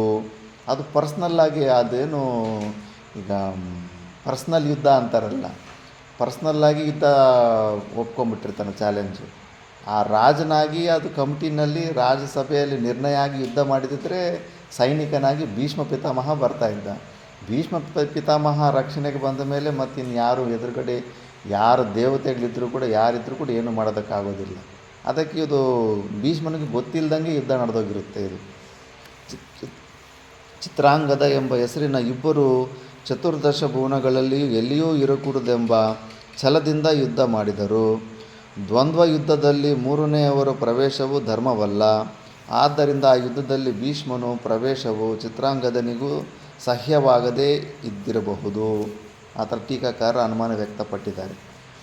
ವಿಚಿತ್ರ ಬಾಲಕನಾಗಿದ್ದ ವಿಚಿತ್ರ ವೀರ್ಯನನ್ನೇ ಸಿಂಹಾಸನದಲ್ಲಿ ಕುಳ್ಳಿರಿಸಿದನು. ಇನ್ನು ಅವನು ಸತ್ತೋದ ಮೇಲೆ ಅವ್ರ ತಮ್ಮನ್ನು ಕೂಡಿಸಿದ್ದಾನೆ. ವಿಚಿತ್ರ ವೀರ್ಯನು ಬಾಲಕನಾಗಿದ್ದರೂ ಭೀಷ್ಮನ ಸಲಹೆಯಂತೆ ಧರ್ಮದಿಂದ ರಾಜ್ಯವಾಳುತ್ತಿದ್ದನು. ವಿಚಿತ್ರ ವೀರ್ಯನಿಗೆ ಭೀಷ್ಮನಲ್ಲಿ ಅಪಾರವಾದ ಭಕ್ತಿ ಗೌರವಗಳಿದ್ದಂತೆಯೇ ಭೀಷ್ಮನೂ ಸಹ ಬಹಳ ವಿಧೇಯತೆಯಿಂದ ವರ್ತಿಸುತ್ತಿದ್ದ. ವಿಚಿತ್ರ ವೀರ್ಯನ ಹಿತರಕ್ಷಣೆಯಲ್ಲಿ ಜಾಗರೂಕನಾಗಿರುತ್ತಿದ್ದನು. ಜನಮೇಜಯ ವಿಚಿತ್ರ ವೀರ್ಯನನು ಪ್ರಾಪ್ತ ವಯಸ್ಕನಾಗಿರುವವರೆಗೂ ಭೀಷ್ಮನು ರಾಜ್ಯಭಾರವೇ ನಡೆಯುತ್ತಿತ್ತು. ರಾಜ್ಯಾಡಳಿತ ವಿಷಯದಲ್ಲಿ ಪ್ರವೇಶಿಸಲು ಭೀಷ್ಮನಿಗೆ ಇಚ್ಛೆ ಇರದಿದ್ದರೂ ತಾಯಿಯಾದ ಸತ್ಯವತಿಯ ಆಜ್ಞೆಯಂತೆ ಆ ಕಾರ್ಯವನ್ನು ಭೀಷ್ಮನು ನಡೆಸಲೇಬೇಕಾಗಿತ್ತು. ವಿಚಿತ್ರ ವೀರ್ಯನು ಪ್ರಾಪ್ತ ವಯಸ್ಕನಾದೊಡನೆಯೇ ಅವನಿಗೆ ವಿವಾಹ ಮಾಡಲು ಭೀಷ್ಮನು ಯೋಚಿಸಿದನು. ಆ ಸಮಯಕ್ಕೆ ಸರಿಯಾಗಿ ತ್ರಿಲೋಕ ಸುಂದರಿಯರೆನಿಸಿದ ಅಪ್ಸರಸೆಯರಾದ ಕಾಶಿರಾಜನ 3 ಹೆಣ್ಣು ಮಕ್ಕಳು ಸ್ವಯಂವರ ಮಾಡಿಕೊಳ್ಳುವರೆಂಬ ವಾರ್ತೆಯು ಭೀಷ್ಮನಿಗೂ ತಿಳಿಯಿತು. ಮಹಾಪರಾಕ್ರಮಿಯಾಗಿದ್ದ ಭೀಷ್ಮನು ಸತ್ಯವತಿಯ ಅನುಜ್ಞೆಯನ್ನು ಪಡೆದು ರಥದಲ್ಲಿ ಕುಳಿತು ಏಕಾಕಿಯಾಗಿ ವಾರಾಣಸಿಗೆ ತೆರಳಿದನು. ಅಸಂಖ್ಯಾತ ರಾಜರ ಪ್ರಪಂಚದಲ್ಲಿ ಮೂಲೆ ಮೂಲೆಗಳಿಂದಲೂ ಸ್ವಯಂವರಕ್ಕೆ ಆಗಮಿಸಿದ್ದರು. ಸ್ವಯಂವರ ಮಂಟಪವು ತಳಿರು ತೋರಣಗಳಿಂದ ಅಲಂಕೃತವಾಗಿತ್ತು. ರಾಜರೆಲ್ಲರೂ ರತ್ನಸಿಂಹಾಸನಗಳಲ್ಲಿ ನಾನಾ ವಿಧವಾದ ಆಭರಣಗಳಿಂದಲೂ ವಸ್ತ್ರಗಳಿಂದಲೂ ಅಲಂಕೃತರಾಗಿ ಟಿವಿಯಿಂದ ಕುಳಿತಿದ್ದರು. ಅಂದರೆ ಫುಲ್ಲು ಓವರ್ ಕಾನ್ಫಿಡೆನ್ಸಿಂದ, ಬಾಡಿ ಲ್ಯಾಂಗ್ವೇಜಿಂದ, ಆ್ಯಟಿಟ್ಯೂಡಿಂದ ಕೂತಿದ್ದರು. ಮೂವರಲ್ಲಿ ಒಬ್ಬಳಾದರೂ ತಮ್ಮನ್ನು ವರಿಸಬಹುದೆಂಬ ಆಶಯ ಭಾವನೆಯು ಎಲ್ಲರ ಮುಖಗಳಲ್ಲಿಯೂ ಎದ್ದು ಕಾಣುತ್ತಿತ್ತು. ಅಂಬಿಕೆ, ಅಂಬಾಲಿಕೆಯರ ಸ್ವಯಂವರ ಮಾಲೆಗಳನ್ನು ಹಿಡಿದು ಸ್ವಯಂವರ ಮಂಟಪವನ್ನು ಪ್ರವೇಶಿಸಿ ಒಬ್ಬೊಬ್ಬ ರಾಜನ ಮುಂದೆ ನಿಂತಾಗಲೂ ರಾಜಭಟರು ಆಯಾ ರಾಜರ ಕುಲ, ಗೋತ್ರ, ಕೀರ್ತಿ, ಪ್ರತಿಷ್ಠೆಗಳನ್ನು ಹಾಡುತ್ತಿದ್ದರು. ಭೀಷ್ಮನ ಮುಂದೆ ಬಂದು ನಿಂತಾಗ ಪರಮಶೋಧನೆಯರಾದ ಆ 3 ರಾಜಕನ್ಯೆಯರು ಅವನನ್ನು ನೋಡಿ ವೃದ್ಧನಾದವನೊಬ್ಬನು ತಮ್ಮನ್ನು ವರಿಸಲು ಬಂದಿರುವುದನ್ನು ಕಂಡು ಉದ್ವಿಗ್ನರಾಗಿ ದೂರ ಸರಿದು ನಿಂತರು. ಇವನೇನು ವಯಸ್ಸಾಗಿರೋ ಮುದುಕ ಬಂದಿದ್ದಾನೆ ಅಂದ್ಬಿಟ್ಟು ದೂರ ಸರಿತಾರೆ. ಭೀಷ್ಮನೇಕೆ ಇಲ್ಲಿಗೆ ಬಂದಿದ್ದಾನೆ? ಇವನು ಕೂದಲು ನೆರೆತು ಹೋಗಿದೆ, ಶರೀರದ ಚರ್ಮವು ಸುಕ್ಕಿ ಹೋಗಿದೆ. ಇಂತಹವನಿಗೂ ಹೆಣ್ಣಿನ ಮೇಲೆ ಆಸೆಯೇ? ಮೇಲಾಗಿವನು ಧರ್ಮಾತ್ಮನೆಂದು ಪ್ರಖ್ಯಾತನಾಗಿದ್ದಾನೆ. ಮದುವೆಯನ್ನೇ ಮಾಡಿಕೊಳ್ಳುವುದಿಲ್ಲವೆಂದು ಪ್ರತಿಜ್ಞೆಯನ್ನು ಮಾಡಿರುವನಂತೆ. ಇಂತಹವನಿಂದ ಲಜ್ಜಾಹೀನನಾಗಿ ಇಲ್ಲಿಗೇಕೆ ಬಂದನು? ಮದುವೆನೇ ಮಾಡ್ಕೊಳ್ಳೋದು ಪ್ರತಿಜ್ಞೆ ಮಾಡಿ ಇಲ್ಲ್ಯಾಕೆ ಬಂದಿದ್ದಾನಂತ ಅವರು ಮನಸ್ಸಲ್ಲಿ ಬರುತ್ತೆ. ಇವನ ಪ್ರತಿಜ್ಞೆಯು ನಿರರ್ಥಕವಾಯಿತಲ್ಲವೇ? ಭೀಷ್ಮನು ನಿತ್ಯ ಬ್ರಹ್ಮಚಾರಿ ಎಂಬ ಹೆಸರು ಮಾತ್ರ ಎಲ್ಲ ಲೋಕಗಳಲ್ಲಿಯೂ ಹರಡಿಬಿಟ್ಟಿದೆ. ತನಗೆ ಪ್ರಾಪ್ತವಾಗಿರುವ ಖ್ಯಾತಿಗಾದರೂ ಬೆಲೆ ಕೊಡಬಾರದೆ? ಈ ಯುವಕ ರಾಜರ ಮಧ್ಯದಲ್ಲಿ ಲಜ್ಜಾಹೀನನಾಗಿ ಇವನು ಹೇಗೆ ತಾನೇ ಕುಳಿತುಕೊಂಡನು? ಆಸೆ ಎಂಬುದು ಯಾರಿಗೂ ತಪ್ಪಿದ್ದಲ್ಲ. ವೃದ್ಧರಾದ ಮಾತ್ರಕ್ಕೆ ಆಸೆ ಇರಕೂಡದೆಂಬ ನಿಯಮವಿಲ್ಲ. ಆಸೆಯು ಮಿತಿಮೀರಿದರೆ ತಾನು ಮಾಡಿದ ಪ್ರತಿಜ್ಞೆಯು ಮರೆತು ಹೋಗಬಹುದು. ಆದರೆ ತಾನು ಇಚ್ಛಿಸಿದ ಮಾತ್ರಕ್ಕೆ ದೇವಕನ್ಯರಂತೆಯೇ ಅನುಪಮವಾದ ಸೌಂದರ್ಯದಿಂದ ಬೆಳಗುತ್ತಿರುವ ಈ ಕನ್ಯೆಯರು ತನ್ನನ್ನು ವಿವಾಹವಾಗುವರೇ ಎಂಬುದನ್ನಾದರೂ ಕ್ಷಣಕಾಲ ಯೋಚಿಸಬೇಡವೇ? ಇವೆಲ್ಲ ವಿಚಾರಗಳು ನಡೀತಾ ಇದ್ದಾವೆ. ಇವೇ ಮುಂತಾಗಿ ತನ್ನನ್ನು ನೋಡಿ ನಗುತ್ತಾ ಮಾತನಾಡಿಕೊಳ್ಳುತ್ತಿದ್ದ ಕ್ಷತ್ರಿಯರ ಪಿಸುಮಾತುಗಳನ್ನು ಕೇಳಿ ಭೀಷ್ಮನು ತನ್ನ ಸೋದರನಿಗೆ ವಿವಾಹ ಮಾಡುವ ಸಲುವಾಗಿ ತಾನು ಬಂದಿರುವನೆಂದು ರಾಜಸಭೆಯಲ್ಲಿ ಘೋಷಿಸಿದನು. ಒಡನೆಯೇ ಆ ಮೂವರು ರಾಜಕುಮಾರಿಯರನ್ನು ಸ್ವಯಂವರ ಮಾಲೆಗಳೊಡನೆ ತನ್ನ ರಥವನ್ನೇರುವಂತೆ ನಿರ್ದೇಶಿಸಿದನು. ಅನಿರೀಕ್ಷಿತ ಘಟನೆಯ ಪರಿಣಾಮವಾಗಿ ಮುಂದೇನು ಮಾಡಬೇಕೆಂಬುದನ್ನು ಅರಿಯದೆ ರಾಜಕುಮಾರಿಯರು ಮಂತ್ರಮುಗ್ಧವಾದ ಹಾವಿನಂತೆ ಭೀಷ್ಮನ ರಥವೇರಿದರು. ಭೀಷ್ಮನು ಹೇಳಿದ ಮೇಲೆ ಆರ್ಡ್ರಿನ ಏನು ಇನ್ನೊಬ್ಬರು ಯೋಚನೆ ಮಾಡೋಂಗಿಲ್ಲ. ಮತ್ತು ಇನ್ನು ಅದಕ್ಕೆ ಅನಂತರ ಭೀಷ್ಮನು ತಾನು ರಥದಲ್ಲಿ ಕುಳಿತು ಅಲ್ಲಿ ಸೇರಿದ್ದ ಸಾವಿರಾರು ಮಂದಿ ರಾಜರನ್ನು ಕುರಿತು ಹೇಳಿದನು. ರಾಜ ಮಹಾರಾಜರೇ, ನಾನು ಹೇಳುವುದನ್ನು ಲಾಲಿಸಿರಿ. ಧರ್ಮಜ್ಞರಿಂದ ವಿವಾಹ ಪ್ರಕ್ರಿಯೆಯು ನಾನಾ ವಿಧವಾಗಿ ಹೇಳಲ್ಪಟ್ಟಿದೆ. ಸರ್ವಗುಣ ಸಂಪನ್ನನಾದ ವರನನ್ನು ಆಹ್ವಾನಿಸಿ ಸರ್ವಾಲಂಕಾರ ಭೂಷಿತೆಯಾದ ಕನ್ಯೆಯನ್ನು ಯಥಾವಿಧಿಯಾಗಿ ದಾನ ಕೊಡುವುದು ಕೆಲವರ ಸಂಪ್ರದಾಯವಾಗಿದೆ. ಇದನ್ನು ಬ್ರಾಹ್ಮ ಪದ್ಧತಿ ಅಂತಾರೆ. ಎರಡು ಹಸುಗಳನ್ನು ಕನ್ಯಾಶುಲ್ಕವನ್ನಾಗಿ ತೆಗೆದುಕೊಂಡು ಪಾಣಿಗ್ರಹಣ ಮಾಡಿಕೊಡುವ ಸಂಪ್ರದಾಯವು ಕೆಲವರಲ್ಲಿದೆ. ಅದು ಆರ್ಷ ಪದ್ಧತಿ ಅಂತಾರೆ. ಕೆಲವರು ನಿಶ್ಚಿತ ಧನವನ್ನು ಸ್ವೀಕರಿಸಿ ಕನ್ಯಾದಾನವನ್ನು ಮಾಡುತ್ತಾರೆ. ಅದು ಆಸುರ. ಈಗ ನಾವೆಲ್ಲ ಆಸುರ ಮದುವೆಗಳೇ, ಆಸುರ ಥರ ಮದುವೆ. ಕಟ್ನ ಮಾತಾಡ್ಕೊಂಡ್ಬಿಡ್ತೀವಲ್ಲ, ಎಷ್ಟು ಕೊಡೋದು ಏನು ಅಂತ. ಅದು ಆಸುರ ಪದ್ಧತಿ. ಕೆಲವರು ಕನ್ಯೆಯನ್ನು ಬಲಾತ್ಕಾರವಾಗಿ ಎಳೆದುಕೊಂಡು ಹೋಗಿಯೂ ಪಾಣಿಗ್ರಹ ಮಾಡಿಕೊಳ್ಳುತ್ತಾರೆ. ಇದು ರಾಕ್ಷಸ ಮದುವೆ. ಇದು ಕೂಡ ಶಾಸ್ತ್ರದಲ್ಲಿದೆ. ಈಗಲೂ ಕಜಾಕಿಸ್ತಾನು ಆಫ್ಘಾನಿಸ್ತಾನ ಮೇಲ್ಗಡೆ ಈಗಲೂ ನಡೀತಾ ಇದೆ ಆ ಪದ್ಧತಿ. ಹೋಗ್ಬಿಟ್ಟು ಕಿಡ್ನಾಪ್ ಮಾಡ್ಕೊಂಡು ಬಂದ್ಬಿಡೋದು ಮತ್ತು ಮದುವೆ ಮಾಡ್ಕೊಂಬಿಡೋದು ಅಷ್ಟೇ. ಅದನ್ನು ಕೂಡ ಅಲ್ಲಿ ಸಮ್ಮತವಾಗಿ ಒಪ್ಕೊತಾರೆ. ಅವರೇ ಆ ಕಡೆ ಇರೋದು. ಕೆಲವು ವಿವಾಹಗಳು ಕನ್ಯಾವರರ ಪರಸ್ಪರ ಒಪ್ಪಿಗೆಯಿಂದಲೇ ನಡೆಯುವುದು. ಸ್ವಯಂವರ ಅಥವಾ ಗಾಂಧರ್ವ. ಕೆಲವರು ಅಚೇತನಲಾದ ಕನ್ಯೆಯನ್ನು ಬಲಾತ್ಕಾರವಾಗಿ ವಿವಾಹವಾಗುವರು. ಪೈಶಾಚಿಕ ವಿವಾಹ ಅಂತಾರೆ. ಕೆಲವೆಡೆಗಳಲ್ಲಿ ಕನ್ಯೆಯ ಮಾತಾಪಿತೃಗಳು ತಮಗೆ ಒಪ್ಪಿಗೆಯಾದ ವರನಿಗೆ ಮಗಳನ್ನು ಮದುವೆ ಮಾಡಿಕೊಡುವರು. ಪ್ರಾಜಾಪತ್ಯ. ಮುಂಚೆನೇ ತಂದೆ ತಾಯಿ ಡಿಸೈಡ್ ಮಾಡ್ತಾರೆ. ಅವ್ರಿಗೆ ಯಾರು ಇಷ್ಟ ಅಂದರೆ ತಂದೆ ತಾಯಿಗೆ ಅಂಥವ್ರಿಗೆ ಕೊಟ್ಟು ಮದುವೆ ಮಾಡ್ತಾರೆ. ಇದು ಈಗ ಜಾಸ್ತಿ ನಡೆಯುತ್ತೆ. ಯಜ್ಞ ಯಾಗಾದಿಗಳಲ್ಲಿ ಸಹಕರಿಸಿದವರಿಗೆ ಕನ್ಯೆಯನ್ನು ಪಾರಿತೋಷವಾಗಿಯೂ ಕೊಡುವ ಸಂಪ್ರದಾಯವಿದೆ. ಅದು ದೈವ. ಯಜ್ಞ ಯಾಗಾದಿಗಳಲ್ಲಿ ಯಾರು ಹೆಲ್ಪ್ ಮಾಡಿರ್ತಾರೋ ಅವರಿಗೆ ಅವರ ಮಕ್ಕಳನ್ನು ಕೊಟ್ಟು ಬಿಡ್ತಾರೆ. ಈ ವಿಧವಾದ 8 ರೀತಿಯ ವಿವಾಹಗಳಲ್ಲಿ ರಾಕ್ಷಸ ಸಂಪ್ರದಾಯವನ್ನು ವೀರರಾದವರು ಪ್ರಶಂಸಿಸುತ್ತಾರೆ. ರಾಜರು 5ನೇಯದಾದ ಸ್ವಯಂವರ ಅಥವಾ ಗಾಂಧರ್ವ ಪದ್ಧತಿಯ ವಿವಾಹವನ್ನು ಪ್ರಶಂಸಿಸುವರು ಮತ್ತು ಅದರಂತೆಯೇ ಆಚರಿಸುವರು. ಆದರೂ ಸ್ವಯಂವರ ಕಾಲದಲ್ಲಿ ಸೇರಿದ ಎಲ್ಲ ರಾಜರನ್ನು ಪರಾಜಿತರನ್ನಾಗಿ ಮಾಡಿ ಪಡೆಯುವ ಭಾರ್ಯೆಯು ಅತಿ ಪ್ರಿಯಳಾಗುವಳೆಂದು ಧರ್ಮಜ್ಞರು ಹೇಳುತ್ತಾರೆ.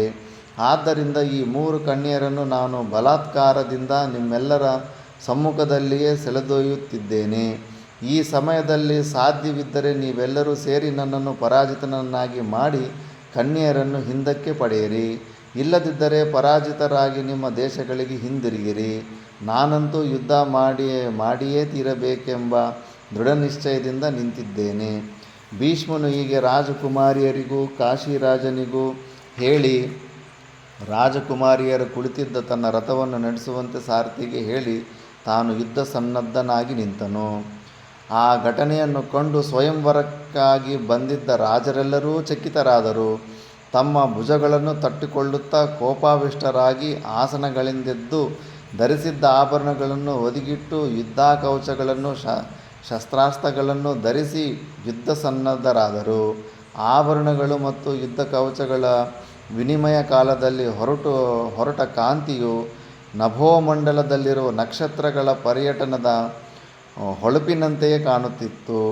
ಹುಬ್ಬುಗಳನ್ನು ಗಂಟಿಕ್ಕಿ ಕಣ್ಣುಗಳಲ್ಲಿ ಕೆಂಡವನ್ನು ಕಾರುತ್ತಾ ಸಹನೆಯನ್ನು ಮೀರಿ ಇಡುತ್ತಿದ್ದ ಅವರ ಕಾಲಿನ ಸಪ್ಪಳಕ್ಕೆ ಸರಿಯಾಗಿ ಅವರು ಧರಿಸಿದ್ದ ಯುದ್ಧ ಕವಚಗಳು ಜುಣ ಜುಣ ಎಂದು ತಾಳ ಹೊಡೆಯುತ್ತಿರುವಂತೆಯೇ ಭಾಸವಾಗುತ್ತಿತ್ತು.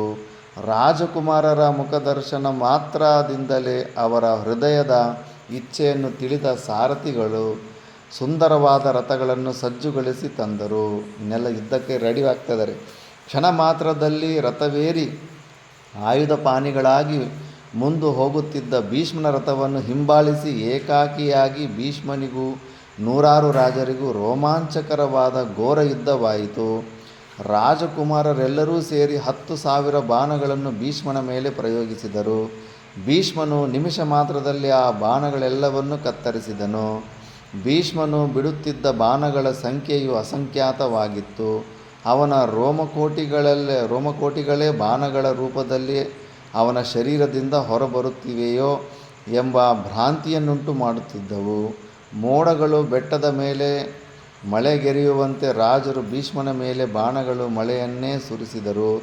ಆದರೆ ರಾಜರು ಅವನ ಮೇಲೆ ಪ್ರಯೋಗಿಸುತ್ತಿದ್ದ ಬಾಣಗಳು ಮೋಡಗಳ ಪರ್ವತವನ್ನು ಉರುಳಿಸಲು ಸುರಿಸಿದ ಮಳೆಯಂತೆ ಅಪ್ರಯೋಜಕವಾಗುತ್ತಿದ್ದವು.